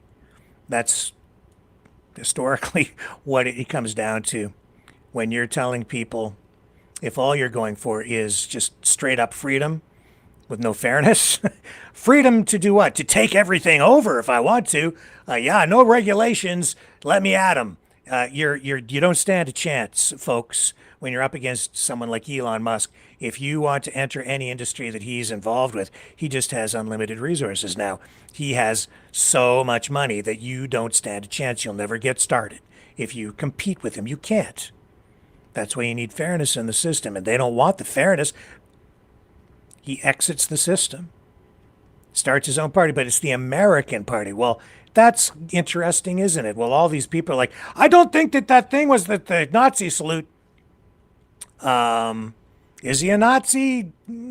I hate to use that term, but is he a technocrat?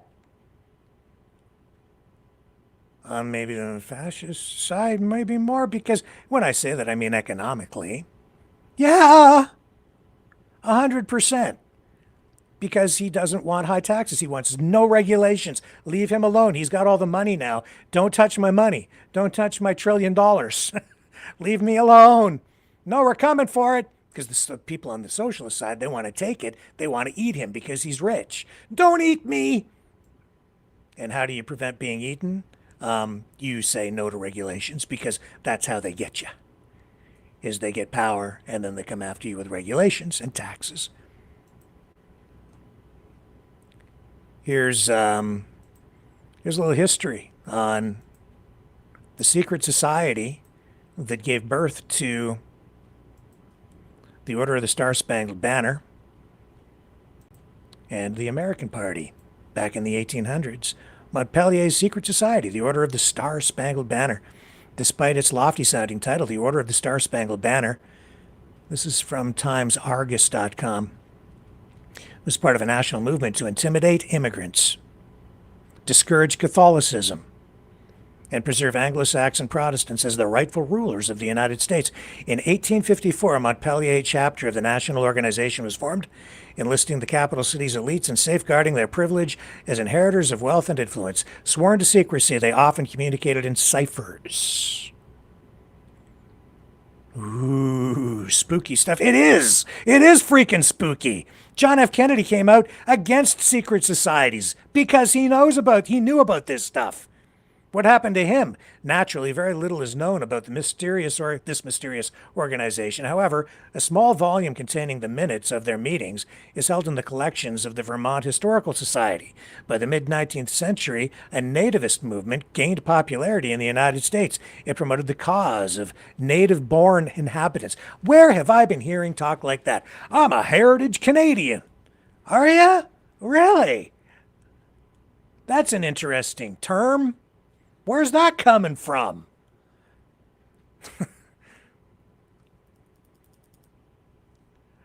Let me look a little further south, okay? It was the result of a steady era of industrialization and subsequent waves of immigrants in the 1840s, primarily from Ireland and, Quebec. No wonder they hate us. These immigrants, all you Canadian Canuckistanians coming down here. These immigrants were different from the prevailing culture, and this influx gave rise to anti-Catholic hysteria. An 1835 book of spurious origin called Awful Disclosures purported to reveal scandalous facts about convents and religious orders. Supposedly penned by Maria Monk, a fugitive nun, it became a bestseller and survived several printings to buttress arguments condemning Catholicism. It sold 300,000 copies as the fraudulent Protocols of the Elders of Zion served anti-Semites.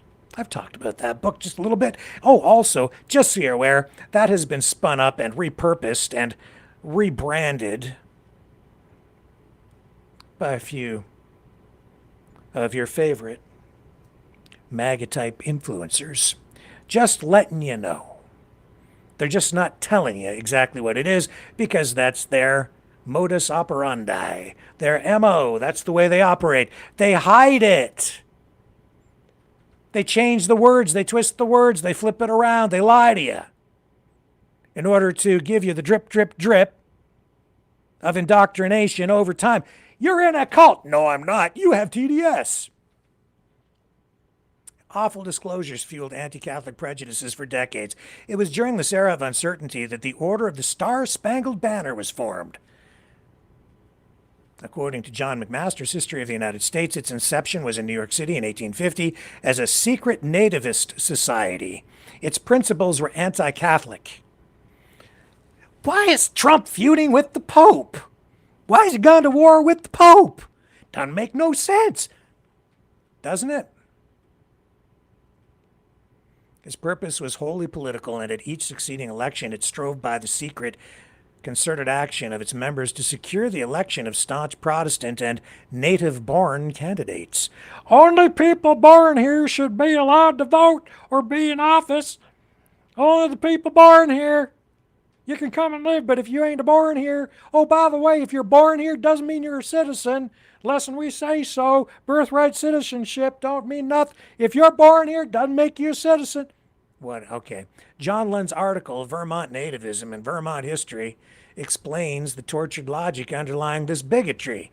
The nativists asserted that Catholicism constituted a form of slavery, at odds with American conceptions of liberty, since Catholics were obligated to follow authority blindly rather than display the manly independence of Protestants. Manosphere! Oh! For the early Protestant settlers of Vermont, Catholic reliance on priests and the Pope for divine revelation raised the specter of foreign influence. Foreign influence? Aren't we concerned about that today? Maybe just a little. I'm concerned about foreign influence. I'm always concerned about foreign influence, but there's one country in particular that I'm pretty concerned about right now. When Steven Crowder plays a meme version of the Canadian national anthem with the lyrics, "No Canada," yeah, I get a little concerned, especially after years of listening to all these, allies that he has, these friends, fellow influencers who have been calling for the destruction of our country because they think that we're somehow communists. The Catholics' objections to the use of the Protestant Bible in public schools alarmed many Vermonters, as did their intention to develop a separate education system with religiously oriented schools. With the influx of Irish and French-Canadian immigrants in the 1850s, as noted by Lund, thousands of Vermonters joined Know-Nothing councils. That's secret councils. And swore oaths of allegiance to protect the Republic against every form of foreign influence. By some estimates, more than 100 members of the Vermont House represented Know-Nothingism. In 1856, I'll let you in on a little secret. I hope they don't kill me. Such groups exist, even around here, even as we speak. Formed, right around 2020. About 2020, when the pandemic broke out. Some of them had been in existence before that, but they are spreading, and they really took hold at that time. It's true. Unnamed sources, but I have the proof.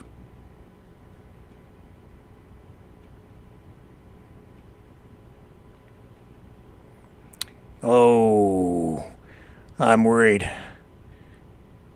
But maybe I shouldn't be, because maybe it's already happened. It's over the border, folks. It's already here. And it's spreading.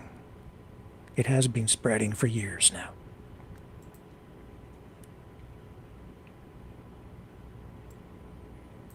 The message, the narrative, the ideology. We got to get rid of them because you've got so much censorship up there. And then it's not just the censorship, guys. It's also what's even more dangerous than censorship, I think. No, I know. Is a free-for-all where there are no rules at all. And that leaves you vulnerable not just to foreign influence, but all kinds of influence. The important point being all kinds of influence, including malicious social media feeds, psychological propaganda, psychological manipulation.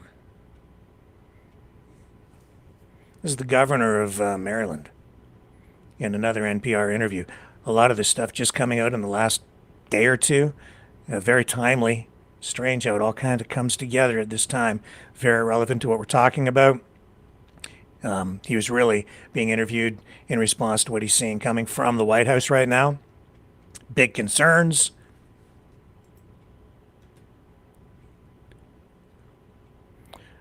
From Governor Wes Moore,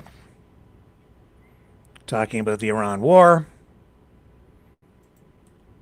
and the assault on freedom and democracy because of social media platforms like X, controlled by Musk.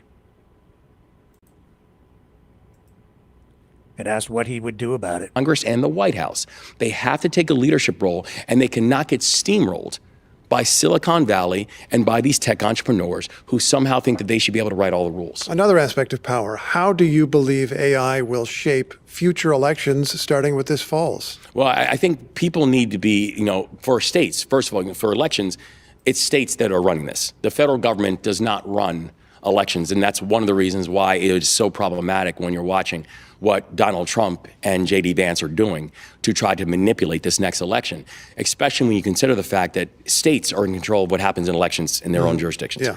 But I think we are going to see how people are going to use AI and manipulative technologies for ads. You're going to see how it's going to be used for introduction of misinformation. You're going to see how, and particularly for AI, because remember, this is a learning technology. Agentic AI means it's constantly learning based on information. And you're going to see how they're going to use that to be able to manipulate who can vote, when they vote and how they vote. And so I do think it's important for states to get in the game on this, because election security has got to be our top priority as we're thinking about things going into November. I'm also just thinking about manipulating the minds of people, influencing people in different ways, Well, specializing messages for them. And I would imagine, because it's a competitive game, that if the other guys are doing that, you're going to have to do that. Yeah, or I think you need to stop everyone from doing it, right? I think you're going to have a bar as to what information is put out there, and frankly, it's, not coming from a political background, you kind of see it, right? You're like, when you're looking at some of the misinformation that people are utilizing and the lies that they will just allow and tolerate, it's staggering. For many people, that's actually become a business model about how to confuse people. So real facts and real data and real information can never make it into them, because it's a lot easier to just introduce lies. How do you limit that without censorship? Well, because I think what you have to be able to do is be able to, first of all, you have to be able to be aggressive when it comes to introducing your information and introducing real data and having real platforms for that. But I do think there needs to be standards. And I think that the social media companies have a responsibility on this. I think local media has to have a responsibility on this, that if you are going to allow things that are just blatantly false or blatantly dangerous, that should be a measure of responsibility on you as the carrier or you as the provider to be able to make sure that that is not allowed on your platform. It appears that... Okay. This is a big part of what we want to talk about, but I do want to come back just for a moment to what I was commenting on with regard to the World Health Organization, because there's another aspect to the United States pulling out that I think a lot of people haven't really thought about. See, the reason people had to comply with mandates, even though they weren't mandatory, say in Canada, is because if you were told by employers, if you want a job here, you have to get the jabberoonie. And if you don't, no job. If you want to ride on a plane or a train, you have to get the jab. You have to do this. Otherwise, you can't participate fully in society. See, one of the big reasons, the true reason that Trump has pulled out of the World Health Organization is because he doesn't want to be obligated to share any future medications or vaccines at a predetermined price. Because the United States has the most successful, the biggest pharmaceutical companies. During the pandemic, I know that, a lot of people think that these vaccines were like kill shots or whatever you want to say. But on the other side, they were viewed globally as the premium vaccines. They were the most sought after. The United States did take an America First approach, making sure Americans got the vax first, and then they distributed some to the rest of the world for a price. But that's the point right there. They don't want a contract, an overarching, predetermined contract. If there's anything in the future, this, by pulling out of the World Health Organization, they have the technology, this mRNA technology. If there's a virus that is, let's say it's released, okay? You have the big pharma. You have the vaccines that the world wants. China had some. Russia had some. People didn't want those. People wanted the ones from the States. And in the future, because they have the big pharma machinery, they control then the premium product. Everybody's going to want it. See, it's not just about the money either. It's about the power. Just like they told you, you can't get on a plane or a train or an automobile if you don't get the jabberoonie. If you're not obligated under a contract to provide it to anybody, but they want what you have, and it's suddenly in super high demand, limited supply, huge demand, big prices. No predetermined contract price. No, that's like futures. That's a derivative, folks. It's a form of derivative. Betting on the future. Locking in the price now. Trump don't want to do that. He wants the power to determine the price later, with no handcuffs on, no predetermined pricing, unless it's to, on a one-on-one basis with a particular country that maybe he likes. But now he can use that as leverage for trade deals, or maybe even to say, I don't know, take over a country. He can use it for a lot of as a weapon, just like they were using lockdowns, mandates as a weapon against freedom right here in Canada and in the United States. Keeping in mind as well that, yeah, the Freedom Convoy did some great things, but the truckers were there fighting the mandates, wanted the federal government to lift the mandates on the truckers, but in order for them to go back to work, they have to cross the border into the United States, where the U.S. government had mandates like on truckers crossing into the U.S. So you couldn't go to the U.S. unless you had the shot. So they were protesting in Ottawa to get the change to legislation that was in the United States. While we were all so emotional, nobody ever connected those two dots.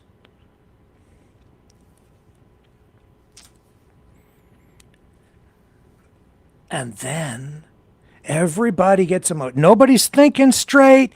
We're bombarded with all kinds of information. We're told, don't trust the mainstream media. They're lying to you, because they focus in on one or two lies there, and they go, see, you can't trust them, which is true. If somebody lies to you, then how do you trust anything they say? And basically, you're disarmed at that point, and you say to yourself, I can't trust them. Oh, look, over here, squirrel. That I can probably trust that squirrel who's making a funny noise on the internet. Shiny thing. Look at that. Oh my goodness. Oh, this guy's telling me this story. I believe that because those guys over there are liars. I'm not even listening to them anymore. Now you're in an echo chamber and they're telling you anything you want. No, Rick, it's not true. They're all being truthful to us because I'm awake now. I'm awake. No. Nope. You've been lied to, lied to, lied so much that everybody's face is turned blue. How do you know? Well, I'll tell you a personal story, then I'm going to prove it to you. I'm going to prove it, not just through my own personal experience, but just after the convoy in Ottawa broke up. I saw a story online done by the Druthers newspaper, which also had a video channel at the time. And I watched this, and the reporter used a piece of video of one of the protesters being beaten by a cop. And of course, that was the big photo op that we know that has been really used. But the story was about a veteran who had testified at the Public Order Emergency Commission hearing. And they said that here's video of this. They showed the video. So this is supposed to be the video of this guy being beaten. But I'm looking at it very closely, and I'm looking at I remembered the guy testifying because we covered the inquiry from start to finish. And then I'm looking at that video, and I'm like, that's not the guy. That's not him getting beaten. That's not accurate. So I sent messages out. I called. I tried to get a hold of the people who run the Druthers newspaper. And then I sent a message to the producer.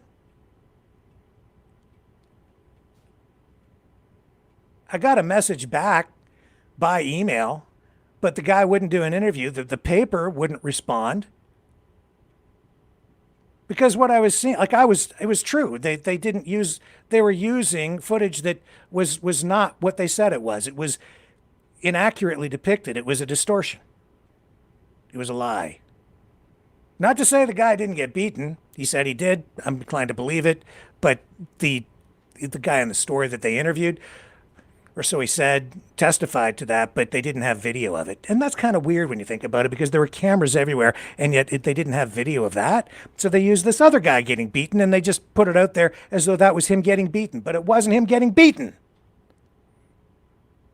That bothers me because I'm a journalist and I'm about truth. So even back then, this goes back years ago, and I was like, why did you do that? All I got back was, well, it was a depiction. Well, then you have to label it as such. It's not even a reenactment. It was like another person being beaten, sort of, and then they said that this is it. It was not true. It was just not true. And they wouldn't come on to talk about it. And I would have been completely fair and even forgiving to some degree. Well, we didn't really have the footage and we needed to do something. And, well, it was a representation. And, even if you had put a graphic up there and said, this is just file footage of the convoy and this is somebody else that got beaten. People would have, but no, they didn't do that. They lied. And then when they got caught, I was the one who got attacked. Because people lost their minds, because just as Dragon and I were talking about the other night, you don't want to be, if you're in the cave and you see the shadows and that's not real, but somebody points out to you that that's not really real. The truth is out there. There's a whole world out there. No, kill him. Shooting the messenger because you just can't handle the truth. You don't want to handle the truth because you'd rather hate or blame. And you're so invested in what you think that because you think you're awake, you can't really be woken up. You don't interrupt my dream. I'm awake. Same thing over at InfoWars. Timely as hell. This interview coming out over on Galaxy Brain. Josh Owens, former InfoWar employee. He, over there blowing the whistle, he's written a book about working at InfoWars. Because he feels so guilty about the shit that he did over there. Lying to people, fabricating stories, outright lies. He's ashamed of what he did. And he's searching for some sort of self-accountability. Here's a clip from the interview. You think I'm lying? I'm not lying. No, I'm not. That happened to me. And there's been many other things, too, that have made me question a lot of the things that I believed in and the people that I put trust in. The influencers that I thought were okay have turned out to be untrustworthy.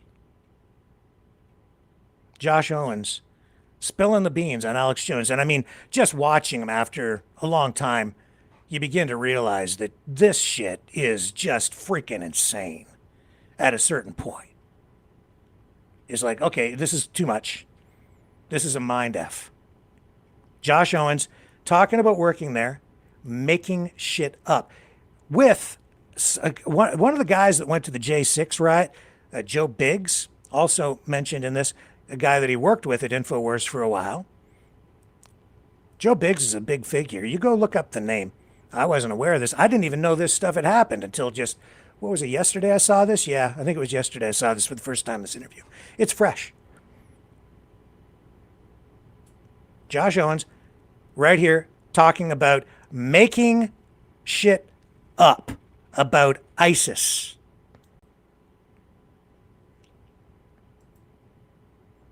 In order to scare the shit out of you.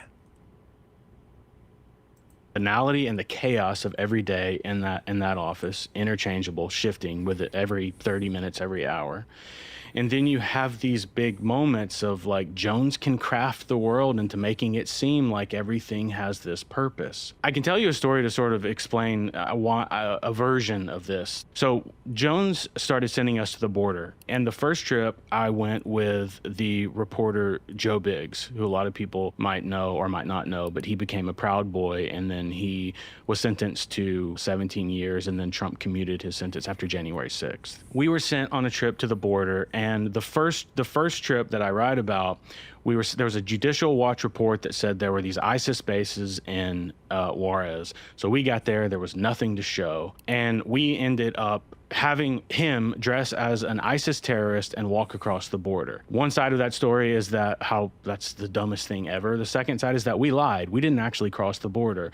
We were having to fill this void of nothingness to produce these reports for Jones and make things more cinematic. That's why he sent us there. So that's one story. But when we returned, Biggs crossed over and he was trying to find this ISIS base.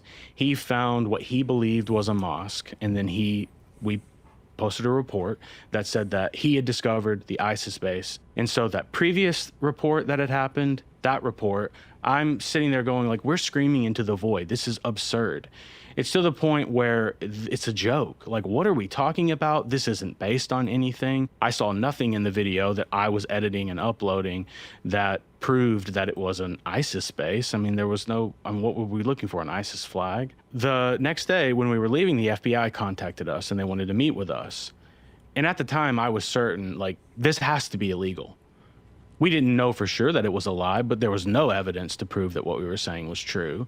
So I thought that we were sort of, the reckoning was coming and it was well-deserved. And so we met these FBI agents at the airport. They tell us that they're using our video for information. Like, they don't have jurisdiction. They can't go over into Mexico. And they're speaking to us as if we're not idiots, but as if we're journalists. And it was a moment of, what is going on? The FBI is talking to us as if they are gathering information from our videos. To me, this is clearly ridiculous. What am I to believe? Like, is there something actually going on here? Because all we had was a judicial watch report. There was no evidence to prove that there was an ISIS base or anything. But Jones and his insistence is that, yes, there is. You are the problem. Jones was not sitting there telling us to lie about things. He was making us question our own minds. After years in that environment, you stop even believing what your mind is, the fire alarms that are going off in your brain saying, like, this is insane, this is crazy, this is wrong. And you think, maybe there's something else that I'm not seeing. Like, maybe I can't trust myself. Maybe eventually there will be a piece of evidence that comes out that proves Jones was right about this thing the whole time. I want to reiterate too on this ISIS example. That's an example that you sort of show throughout the book of Jones sending you guys on this, go find a thing, a specific thing that I want. You guys getting there being like, it doesn't really exist. We have to figure out some way to get him something. And that incident itself is like, as you describe it, like, despicable, right? Like, dressing up as this ISIS person, you have a fake severed head and an Aladdin-style sword. There's, sort of like a racist depiction to camera, or like, accent of, something about Sharia law that he mentions as he crosses the border to camera. It's obviously a skit, but it's also like very bigoted. It's very, it's gross. How much were you disgusted by what you were doing in the moment versus how much were you like, I can't listen to that? I don't know if in the moment I was thinking much at all. In the moment, it was, we have to get this thing done. If we don't, it's going to be a problem. I have to go back to the hotel room. I have to stay up all night. I have to edit this report. I have to be up the next morning to appear on Jones's show. Like, it was just constant. We have to fly back. There's going to be another trip immediately. Like, it was the day-to-day that I feel like I was focused on the most. I wasn't even, and that's on me. Like, that's not an excuse. That's 100%. That's on me. I was focused on the exact wrong things. But it wasn't in the moment that I realized, I mean, yes, of course, I know that lying is wrong. I know that those things were wrong. I wasn't saying that, we were somehow proving that ISIS was able to come over and that it was going to manifest, and then we would see that thing that we were filming that we knew was a lie. But I think in a sense, I don't think I was thinking that much at all in the moment. I think I was in like that funnel, and that cloudy funnel of the chaos of everything, the atmosphere that Jones created. And that was sort of in the moment at least, that's what the focus was. It was, get this thing done, do it the right way. If you don't, Jones is going to make you look like a fool. The people you're surrounded by, you're isolated. It's the only people you spend all the time around. Jones creates this reality in his world. So, I mean, if I'm being honest, I think that is, in the moment, what the focus was so much of the time. The reason why I'm pushing on this, I think, is because it's helpful to understand for other people. This is less, to try to, make you answer for these things, which you make an attempt to answer for in this book. But it also does seem like when you're writing this, that you are struck with this, and I don't know if this is you thinking about it after the fact, because it seems like there's so much going on inside of your mind in these moments. In that ISIS example, you're unpacking the box, the costume, right? And you get to the severed head, and you say, if there's a hell, I think we're going there, right? There's an acknowledgement in the moment that this is messed up stuff. It seems to me, at least from how you're writing, that there was that too. This notion that this is not good. Is that accurate? Yeah, that's definitely accurate. But I think that's a small piece of a larger puzzle of what's going on in our brains at the time, or at least for me individually. There was an understanding that there were things that we were doing that were wrong 100%. And part of the reason I wrote the book was to acknowledge that, and yet I did nothing. I chose to focus on something else. I chose to turn it back inward and focus on what my days were and what my problems were. Because it was his job, it was his livelihood, it was his reality. It was everything. He knew no one else would ever hire him. It was the only place he would be able to work because he'd been tainted, contaminated, dirtied up by working over there. And mainstream media outlets, other independent outlets that are ethical and have integrity, won't touch you if you've lied. But he did. I was sometimes faced with similar kinds of challenges working for the mainstream media, insofar as there's nothing to shoot for a story that they assign you to cover. They send you out to a car crash scene, but the car crash scene is already cleaned up. Things like that. So you have to get creative and shoot things in a particular way, in a creative way, to in order to fill with video a report. Because at that time, of course, it wasn't enough to just stand in front of the camera and talk. You needed to show people something, some evidence of whatever it was. But never, ever did I cross the line and lie or fabricate anything that I did that was any kind of even close to a dramatization. I would tell people, this is archive footage, or this is something that, we've clearly sort of shot for creative purposes to illustrate a point. But never cross the line and try to deceive. And that's what they've been doing over there. More so than just to fill the video. A lot of this has been intentional, maybe all of it. And it's so dangerous. Did you hear what he said? The FBI comes to talk to them about the story that they did because they didn't have jurisdiction. They couldn't cross the border into Mexico. They believed the story. Now you have the FBI believing a lie and sending officers out to gather evidence, which isn't evidence because the whole thing was made up from the beginning. And now you have millions of people who have seen the report believing it. You even have the FBI believing it. Now, because the FBI believes it, it takes on a life of its own.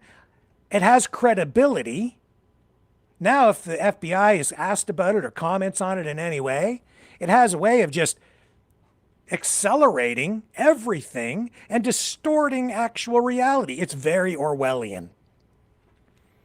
It's actually fabricating a reality that doesn't even exist.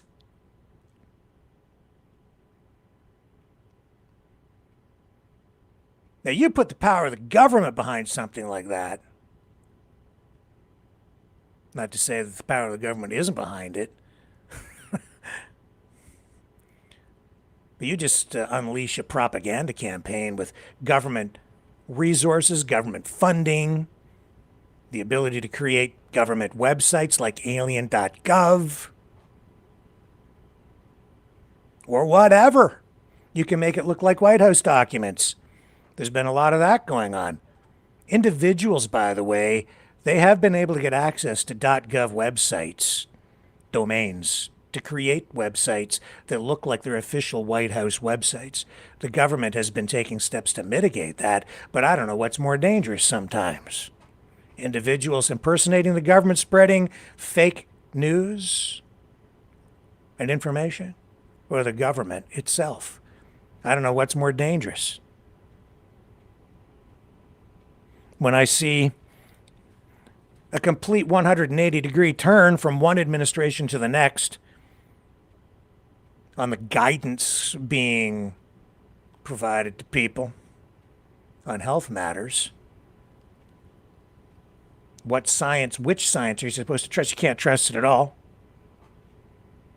Yesterday, I ran that story about ibogaine, the hallucinogenic that Trump seems to be fast-tracking under the advice of Joe Rogan, a medical not expert. I get a little worried, especially when I heard the claims in the White House that this stuff is 80%, 90% effective in preventing people with opioid addictions from relapsing. One treatment, 80% effective. Two treatments, 90% effective. No mention of the side effects, no mention of the risks, which can include and has included heart attacks on test subjects. And I said, I don't know if I'm buying it. Safe and effective and fast track, just like Operation Warp Speed. And then Joe Rogan's buddy, who runs some sort of a alternative pharmaceutical, natural, hallucinogenic drug company thing, is in the White House there too, talking to El Presidente. And boy, I sure feel confident in all that. As long as it's endorsed by Joe Rogan and brought to you by Donald, I don't know how to say acetaminophen Trump, I'm sure it's all going to be fine.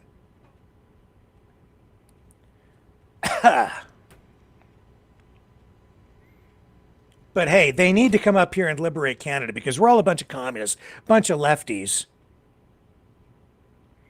Commies, Carney.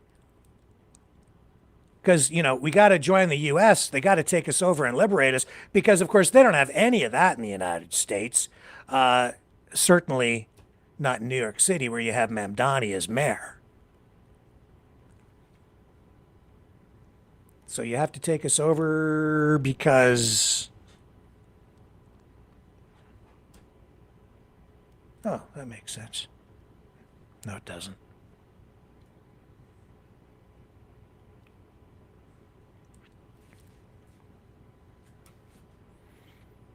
I don't think it's an excuse. And it ramps right up. And why? Because our prime minister responding to a threat. This is my personal story that I promised to tell you and I almost forgot. When I was like 3, I learned this lesson long time ago. The hard way, the really hard way. I don't think I've told you this. I had one best friend. Really kind of just one friend. I was 3, right? I was just venturing out into the world. He lived just a few doors down on the same street, way in the past. He was my friend. His name was Joel. He was, I think, a year, maybe 2 years older. A lot bigger than me. He was my friend. We used to play together. But of course, Joel, I don't know what it was with that kid, my best friend. He was a son of a bitch. No wonder I'm so warped. I have such a complex. My best friend used to beat the shit out of me all the time.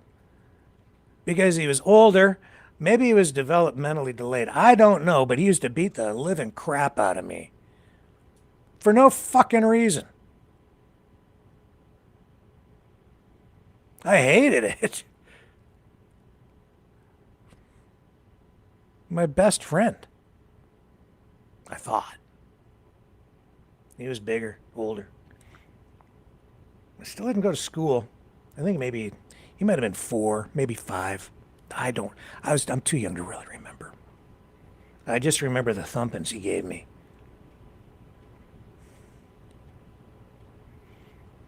But there was nobody else to play with. I didn't know any better. I was 3. But after a while, I learned. Don't play with that kid anymore. Just leave him alone. Go away. You'll feel better. I hated that kid after a while. I hated my best friend because he was beating the shit out of me. Not exactly sure what the lesson is, other than don't do that. Don't go looking for it. So if you've got a bully who's trying to beat the shit out of you, don't engage. Well, what the hell are we supposed to do? It's intentional. The whole thing is a setup. It's all bullshit.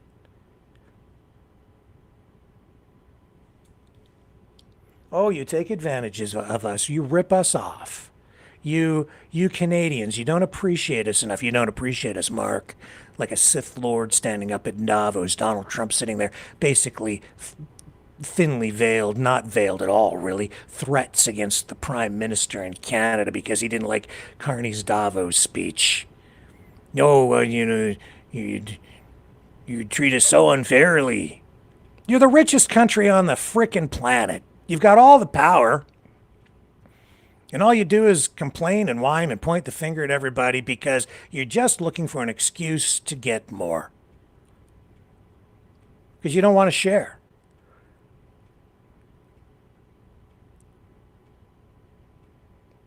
Because you're not a nice guy. You're a dick. I don't want to play with you. You lost me back there, man. You had me. It was like, hey, less regulation, more freedom. Like, I'm with that. But no, man, you've lost me. And all these other dicks around you, not interested. No thanks. Don't want any part of it. Don't want to throw people in jail, deport all these people. Not like that, with no due process. No, because now you're threatening my freedom. And now you're threatening my country. And now you've got all these paid influencers up here. Or maybe people just looking for clicks and getting some help along the way without them even realizing you're doing it. Lying to us. Lying to Canadians. Making us all blame ourselves. Because that's your MO. You're putting us all through a giant mind fuck! I'm sick of it, man. Because I'm on to you. I got you. I'm hip to your tricks. Gotcha. I understand it now. I'm showing you shadows on the wall, but pointing back there saying, hey man, that ain't real. Some of you aren't going to like this tonight. You're going to get mad at me. If you aren't already, you're going to say TDS. That's not an argument. That's bullshit. That's an emotional response because you don't have anything intelligent to share. You have no comeback, no valid argument. You're just upset because your reality is being blown up and you don't want to admit that you got duped. That would make you a fucking idiot.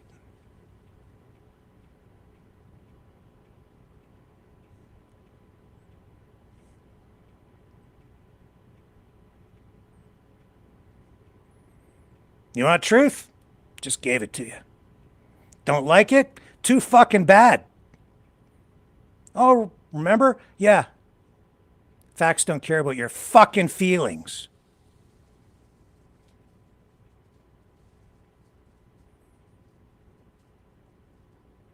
Bob Ray's right.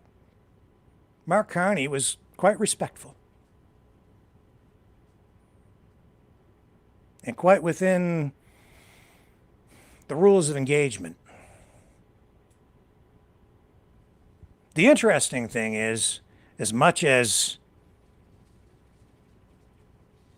the MAGA horde has been unleashed upon Canada and Carney,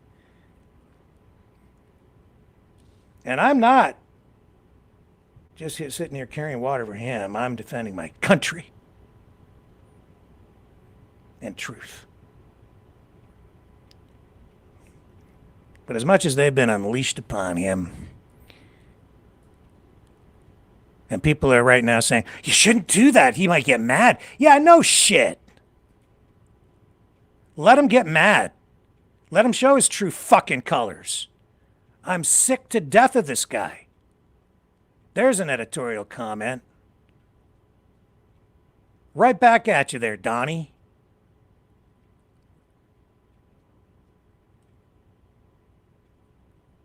Everybody's walking on eggshells because they're afraid the big orange man is going to come and thump us.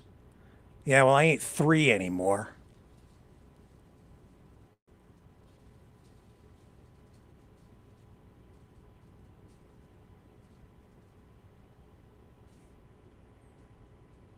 You don't have the guns.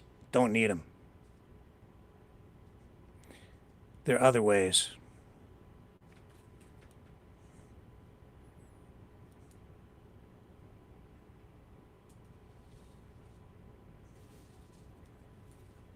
The pen is mightier than the sword, man. I got into this journalism thing when I was a kid. School newspapers, right through. I've always worked in media because I believed in freedom. This is my way of defending it.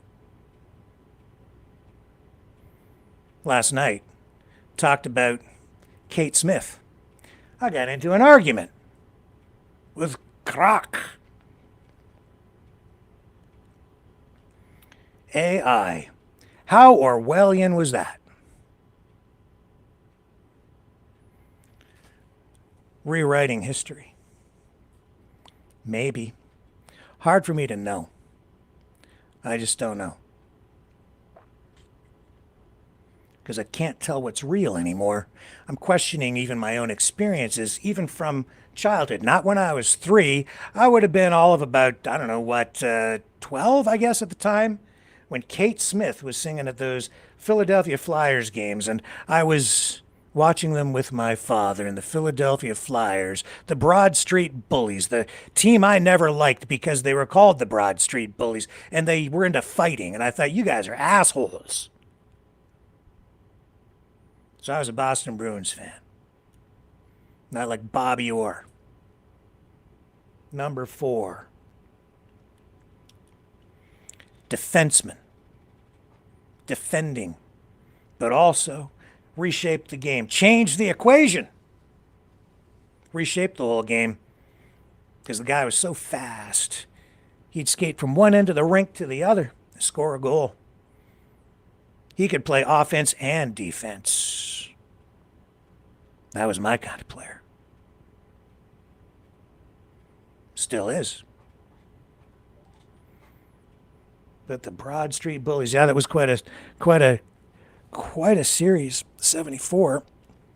And they brought out Kate Smith, their secret weapon, saying, God bless America. Because they just couldn't lose. And I remembered that people used that phrase, it ain't over till the fat lady sings. I could be misremembering, I don't know. But things are so bad now because of all the lying, misinformation, government propaganda. and social media influencers trying to warp my freaking mind. I can't tell if I'm coming going. I don't know if that's AI, if that's real, or what the hell to believe anymore, even all the way back to 1970 freaking 4. Because Grok told me that it wasn't a phrase really directly related to Kate Smith, that it came later, around like 76, and it was all related to a sportscaster writing about a basketball game, and then there was another thing, and blah, blah, blah, blah, blah. And so it was like 76 and to 79, and I'm like, no, man, I remember it in 74 and 76, but it was Kate Smith. Because she was the fat lady. She was fat. Sorry, not politically correct, but true. In fact, she used to go to her dressing room after performances and cry because people would call her the fat lady.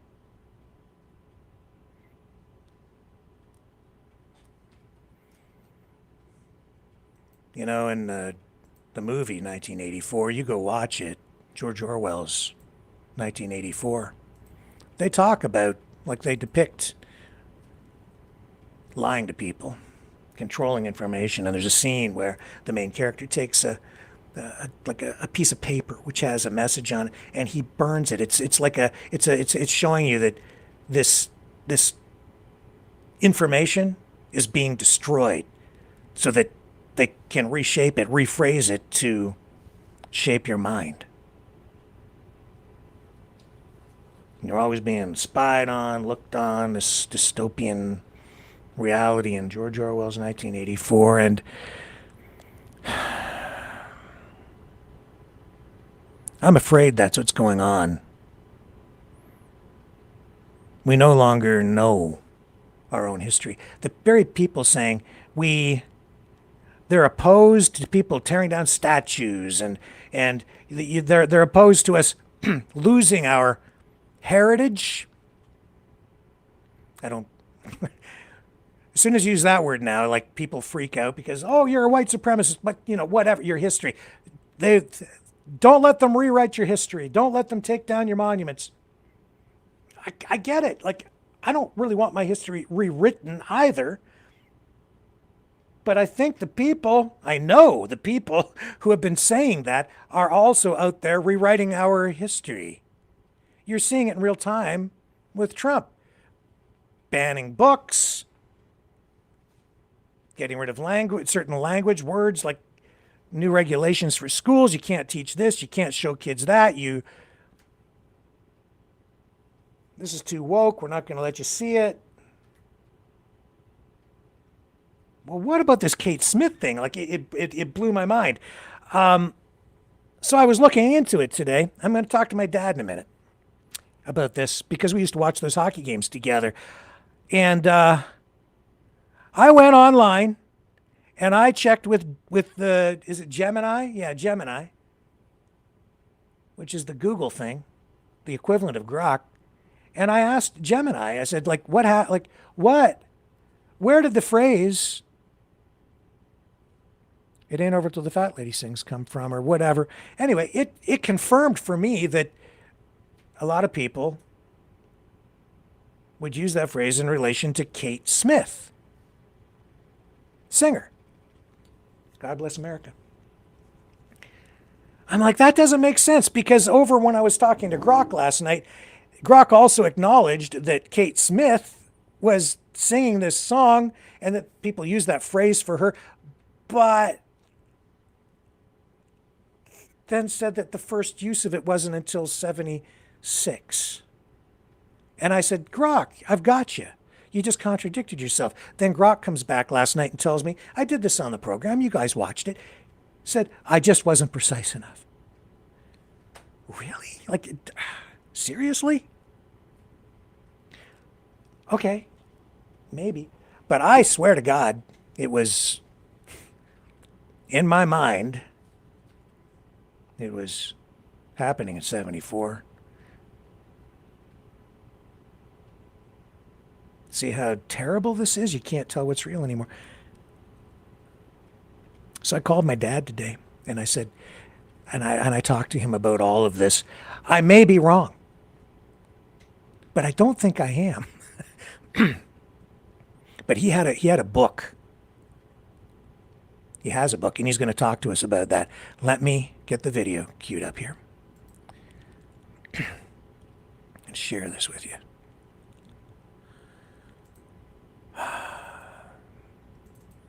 See, if you want to know what happened in the past, you go to somebody who was there with you. Now, his memory's not the best on this one either, because I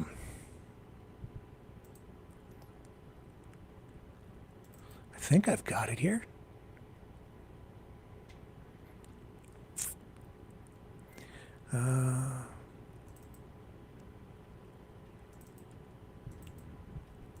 Here we go. I think it's probably here.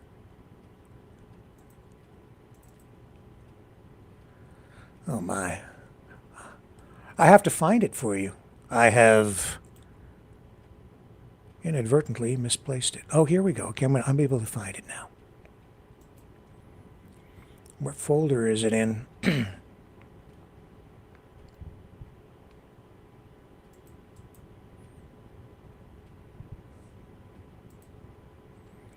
I played it earlier.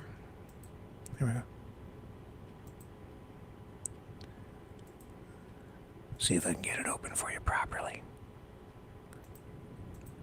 Complicated technically because of the way I had to do this today.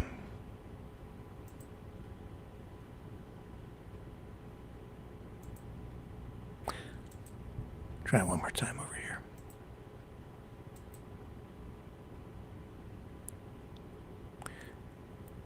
I think we have it. Here we go. Yep. Just took a little time for the hard drive to spin up. All right, here's my dad. He has a joke for you too, by the way. Hi. Hi. What's happening? Well, I need you to help me remember something from when I was a kid. So I need to record this and put it on my program if that's okay, because I was talking about, it just came out of the blue. I said on the middle of my show last night, it ain't over till the fat lady sings. Right. And so I remember that from Kate Smith singing God Bless America during the Philadelphia Flyers hockey games. Okay. Do you remember that? Well, vaguely. Yeah. I remember. Yeah. And I've got a. Sorry, go ahead. Yeah. Go ahead, he said. Anyhow, I've got a little article in here in a book I'm looking at. Yeah. About sports and leisure. Uh-huh. And there's an article here that says, why isn't it over till the fat lady sings? Okay, wait a sec. Wait. Don't share that yet. Okay? Okay. I'll get you to share that in a moment. First, I want to make sure that my memory is straight, as much as I can be, because I got into a debate with a computer last night. Yeah, okay. Yeah, I was having an argument. See, computers today, with this artificial intelligence, you can talk to them, just like on Star Trek. And they sort of think in a way. And so you can have debates. You can just ask questions. So I just remembered the 1970s Philadelphia Flyers, watching those games with you. And I remember the Stanley Cup playoffs. I remember when they won the Stanley Cup in 1974, I think. Mm-hmm. And I think they played Boston. And I liked the Boston Bruins. I didn't like the Philadelphia Flyers. But they brought out their secret weapon. They brought out Kate Smith. Because every time Kate Smith came to sing, instead of the national anthem, she would sing God Bless America. The crowd would go wild. And then, of course, the other team wouldn't stand a chance. Yeah. Right? I remember all of that. And so I remember, I'm pretty sure there were sportscasters, too, saying it at the time as we watched it on, I guess it would have been CBC and Hockey Night in Canada, right? Yeah. and they would use the phrase, "Well, it ain't over till the fat lady sings," and the Bruins are doomed now because the Flyers brought out their secret weapon, Kate Smith, and she'd sing, but she'd sing at the beginning of the games, right? Which didn't make sense in a way, because to say that, it's her singing at the beginning of the game. Although, on the other hand, you could say it is all over now, even before it gets started, because the fat lady just sang. So the opposing team doesn't stand a chance. If she sings, it's all over now. It's all over for the Bruins. Let the game begin. So there's that. But do you remember that? Well, vaguely, I can remember the God Bless America stuff, But Kate Smith, I think she used to sing a lot of war songs too. Yeah, she, I didn't really know very much about her at all, other than she sang that song at the beginning of the hockey game for the Flyers, and would spoil my day because my team would lose. And all right, so, but I got into an argument with the computer because I said that's where most people, that's where the origin of that comes from for most people, is from her. Because not only the hockey games, but also because she had a big career as a singer before that, going all the way back to like the 1930s. And I think she was on a lot of TV shows over the years. Like, I think she was probably on the Ed Sullivan Show and all of those old big time TV shows, right? I'm sure, yeah. And so, but this computer, I asked it, where did it come from? And the computer says told me that the first documented media use of it was not until 1976, that phrase. It ain't over till the fat lady sings. And it's all attributed to a sportscaster, Ralph Carpenter. Don't know who the guy is. They say it was with him talking or writing about a basketball game between Texas Tech and Texas A&M or something. And I'm like, I don't know. And then there are other people who think that it's some other sports writer, Dan Cook, also from, but not until 1978, something related to a San Antonio Spurs basketball game. I'm like, no, it was like, I don't think so. So then I asked the computer about Kate Smith, and then the computer comes on and says, oh yes, many people would talk about that, and they would use the phrase related to Kate Smith and the Philadelphia Flyers back to 1974. And then I said to the computer, I was trying to make the computer admit that it was wrong. I said, well, you just told me that people were using the phrase back in 1974, but you're trying to tell me that it wasn't used for the first time until 1976. So, and then the computer is just not going, it won't admit that it's wrong. So the computer saying, well, I just wasn't precise enough. It still is 1976 because that's the first time it was ever used in print. And I'm like, for crying out loud, no. So I needed to phone you and ask you if you remembered people using that phrase back in when Kate Smith was singing. I think that they were using that phrase. I'm certain they were, even before that, about Kate Smith, because she was the fat lady. Yeah. Well, this thing I've got here, I'll just listen quickly. It's in the 1970s, but no specific date, eh? Yeah. The 1970s. I can read you this article if you want. Okay. Where's it from?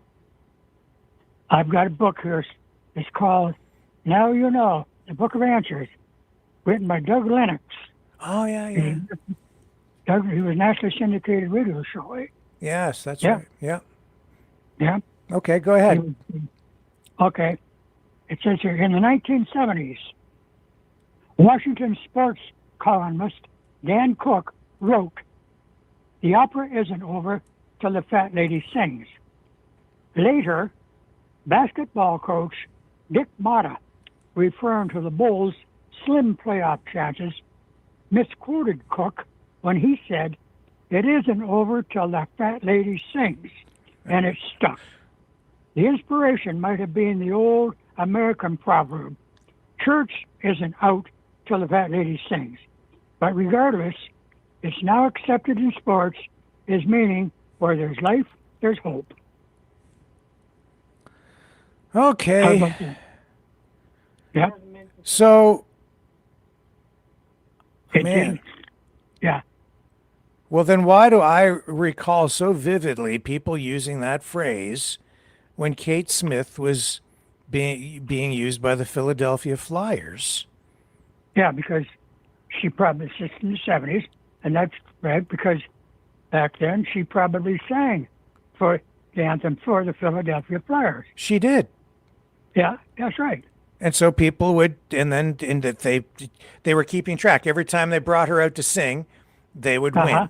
And very few times did they ever lose when she came out to sing. Like, yeah. And if I remember right, were they not referred to as the Broad Street Bullies? Yes, that's right. Yeah. And they had Bobby Clark and Reg Leach. Bernie Parent was the goalie. Yeah. Yeah. That was back when they had enough. They didn't have so many teams. I couldn't name the teams. They still had just a few enough teams that I could even remember some of the players. Right now, I can't. I don't even know who all the teams are anymore. I can't follow it. It's too much. I couldn't name you all the teams in the NHL anymore. Yeah. Well. And now they got so many different foreign players playing. You know who the hell they are. Yeah, you can't pronounce any of the names because I just speak English. So, and yeah, I can't. It's just yes, that's right. Mm-hmm. Oh, I don't know, Dad. Like, to me, that's a Kate Smith thing, but always was through my whole life. So I thought that's where it came from. Maybe I was just ahead of the curve. And ahead of everybody else. Maybe I made it up and I didn't even know it, but they didn't publish it, so nobody knew. No. Yeah. Or maybe I've just been confused over the years. Well, I don't know. Maybe you were combobulating. Maybe I was what? Combobulating. That's right. Combobulating. Combobulating, yeah. Yes, that's right. I don't know. I thought that I had the computer down cold and dead to rights on this one, but I guess it's in dispute. I swear they were talking about it using that phrase. It ain't over till the fat lady sings. And they did, and that phrase stuck. You see, even back when Dan Cook first wrote that, he said the opera isn't over till the fat lady sings, and then later, the basketball coach Dick Motta, referring to the Bulls' slim playoff chances, he misquoted Cook and said it isn't over till the fat lady sings. But see, those quotes didn't come out until a couple of years later, and okay. There you go. All right. Well, thanks for telling us the dad joke for the day. People love that stuff, so I appreciate it. Okay, Zach. All right. Love you. Talk to you later. Take care, buddy. You too. Bye. Bye-bye. Bye.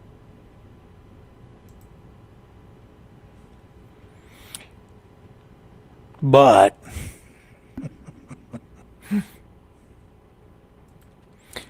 this is maybe why I'm misremembering. So I just went to Grok, asked again. See, they kept using the song. She made many appearances, but they also used a recording of Kate Smith at Flyers games for many, many years, right up until 2016. And here it is.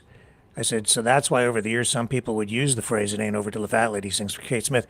Grok says, yes, that's a big part of the local Philadelphia legend around Kate Smith and the Flyers. Kate Smith was a large, full-figured woman, often described as plus-sized, or the fat lady in that era's blunt terms.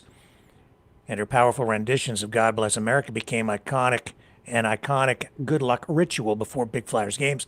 The team had a phenomenal record when her recording or live performance was played, something like 100 plus wins with very few losses over the years.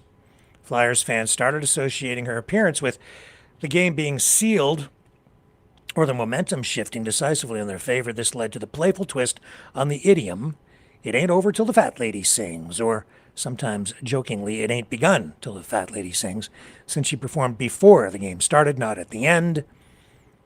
The saying itself is older and most commonly traced to opera, where a large soprano often performs the final aria, or popularized by sports writer Dan Cook in 1978. I kept saying 76 because I'm even misremembering last night, during an NBA playoff broadcast.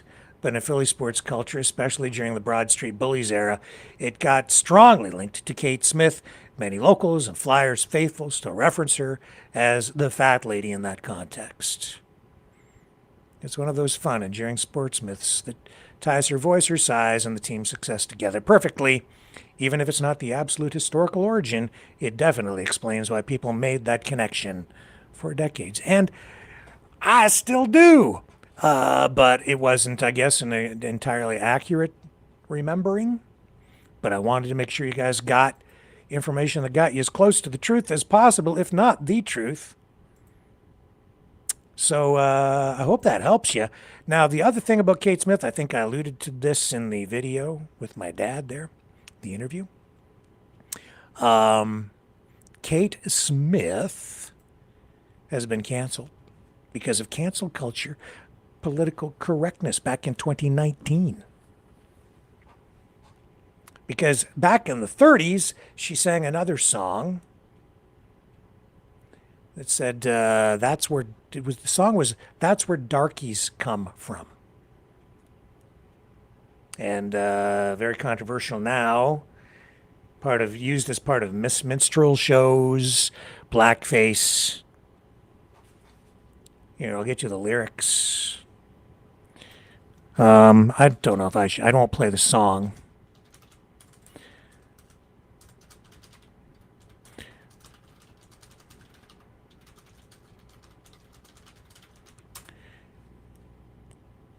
But this is why I also began to really question whether maybe somehow they had scrubbed this history of Kate Smith from the internet, because back in 2019, the Flyers stopped using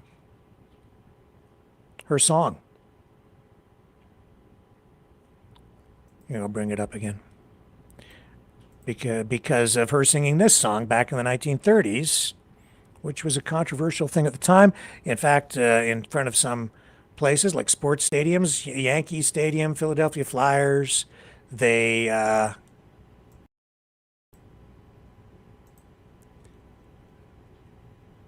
covered up her statue out in front of these buildings.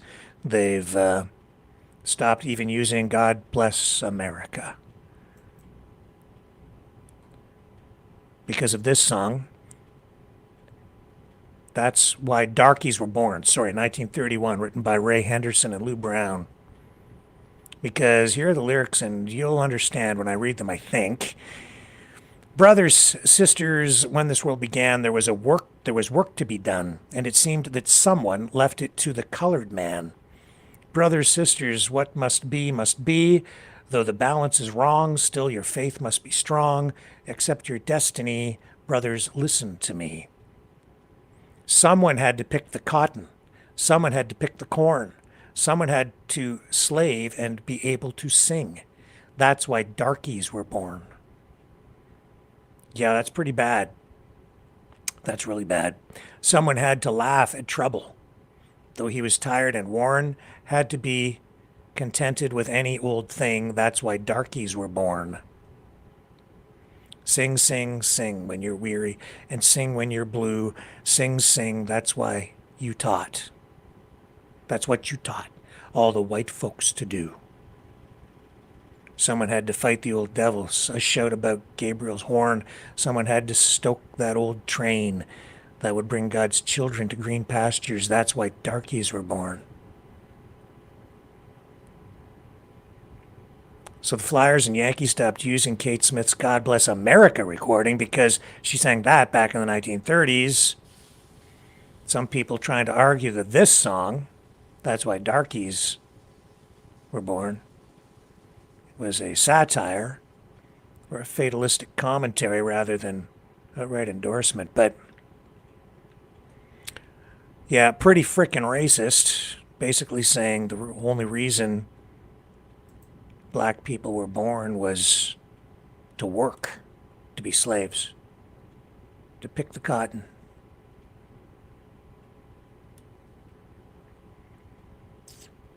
People tried to defend it.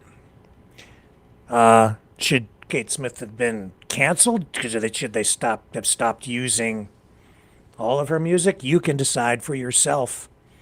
I know that Kate Smith did a lot of great things too. God Bless America, her biggest hit, written by Irving Berlin. And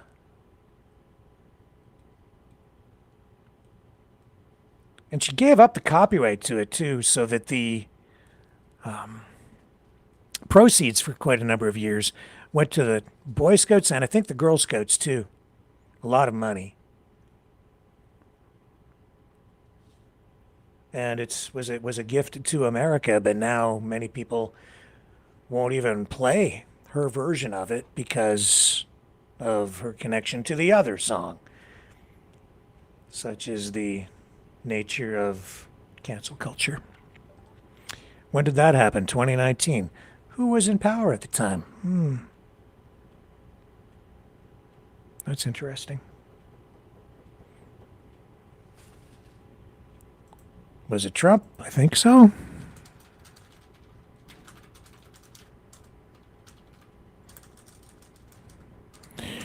Yeah.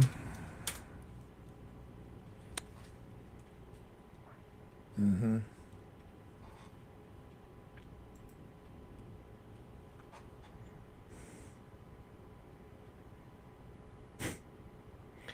The United States is a great country. It's a beautiful place, great people, but you've got, like a lot of countries, some problems in the past, and you have some problems today. And you have a wide range of political views. Man, you're as diverse and as progressive and as woke and as messed up and as conservative and as fascist and as communistic as any country in the world. You've got it all, man. I don't know if you've got freedom right now. Doesn't feel like it. It doesn't feel like the America I ever knew. Whatever America that is, because it seems like there are a lot of different versions of it. It's been transformed many times, I guess, over time. And at times it's been better for some people than for others. The struggle continues. I just know that whatever happens, people are going to keep on fighting. And I'd prefer to just not have a war over stuff like, I don't know, whether I'm Catholic or Protestant or Muslim, Christian, Jew.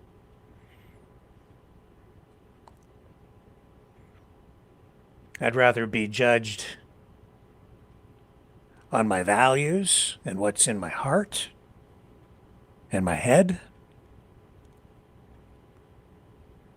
instead of my skin color or my religion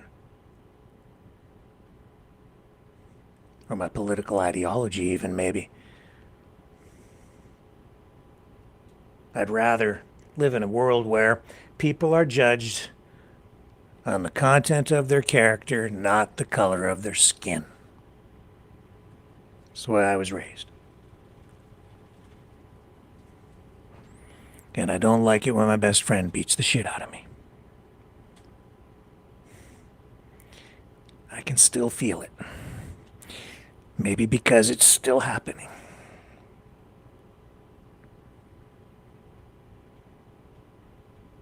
But today, I don't hate my best friend, Joel. And I learned a long time ago that I shouldn't hate anybody, really. I have to find forgiveness in my heart. And maybe sometimes even turn the other cheek. But if somebody keeps beating me in the face, I'll try to walk away. And if I can't, then I'll do whatever I have to do to take care of myself. I hope Canada does that too. I expect whoever is Prime Minister, whether it's Carney or Poilievre or anybody else, to do what needs to be done to protect my country. And I'm not going to join a mob online to do more damage by lying.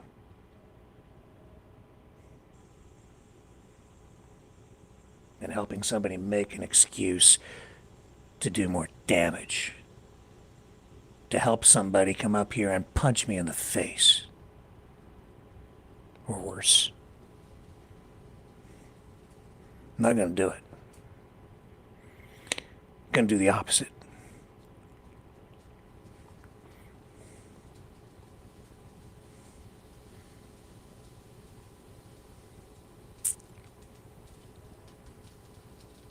Who's with me? Want to come along for the ride? It's going to be an adventure. And I'm not sure what the truth is all the time. Just like I've been saying, many things can be true at the same time because the truth is elusive.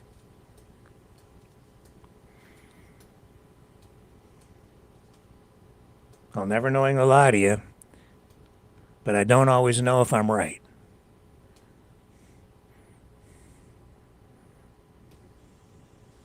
In this case, though, I'm pretty damn sure I'm not wrong.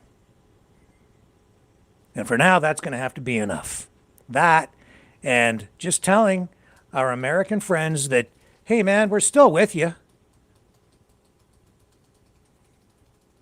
Love you. And no matter what, still love Kate Smith.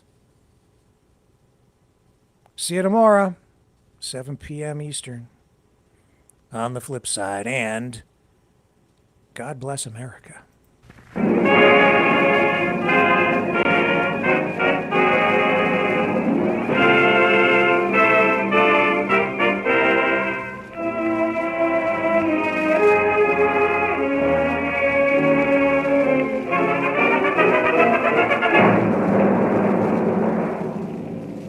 And now, it's going to be my great, very great privilege to sing for you a song that's never been sung before by anybody. One that was written especially for me by one of the greatest composers in the music field today. It's something more than a song. I feel it's one of the most beautiful compositions that was ever written. A song that will never die. The author, Mr. Irving Berlin. The title, God Bless America. Ocean, white with foam, God bless America, my home, sweet home. Home from the green fields in Virginia to the gold fields out in Now. God bless America.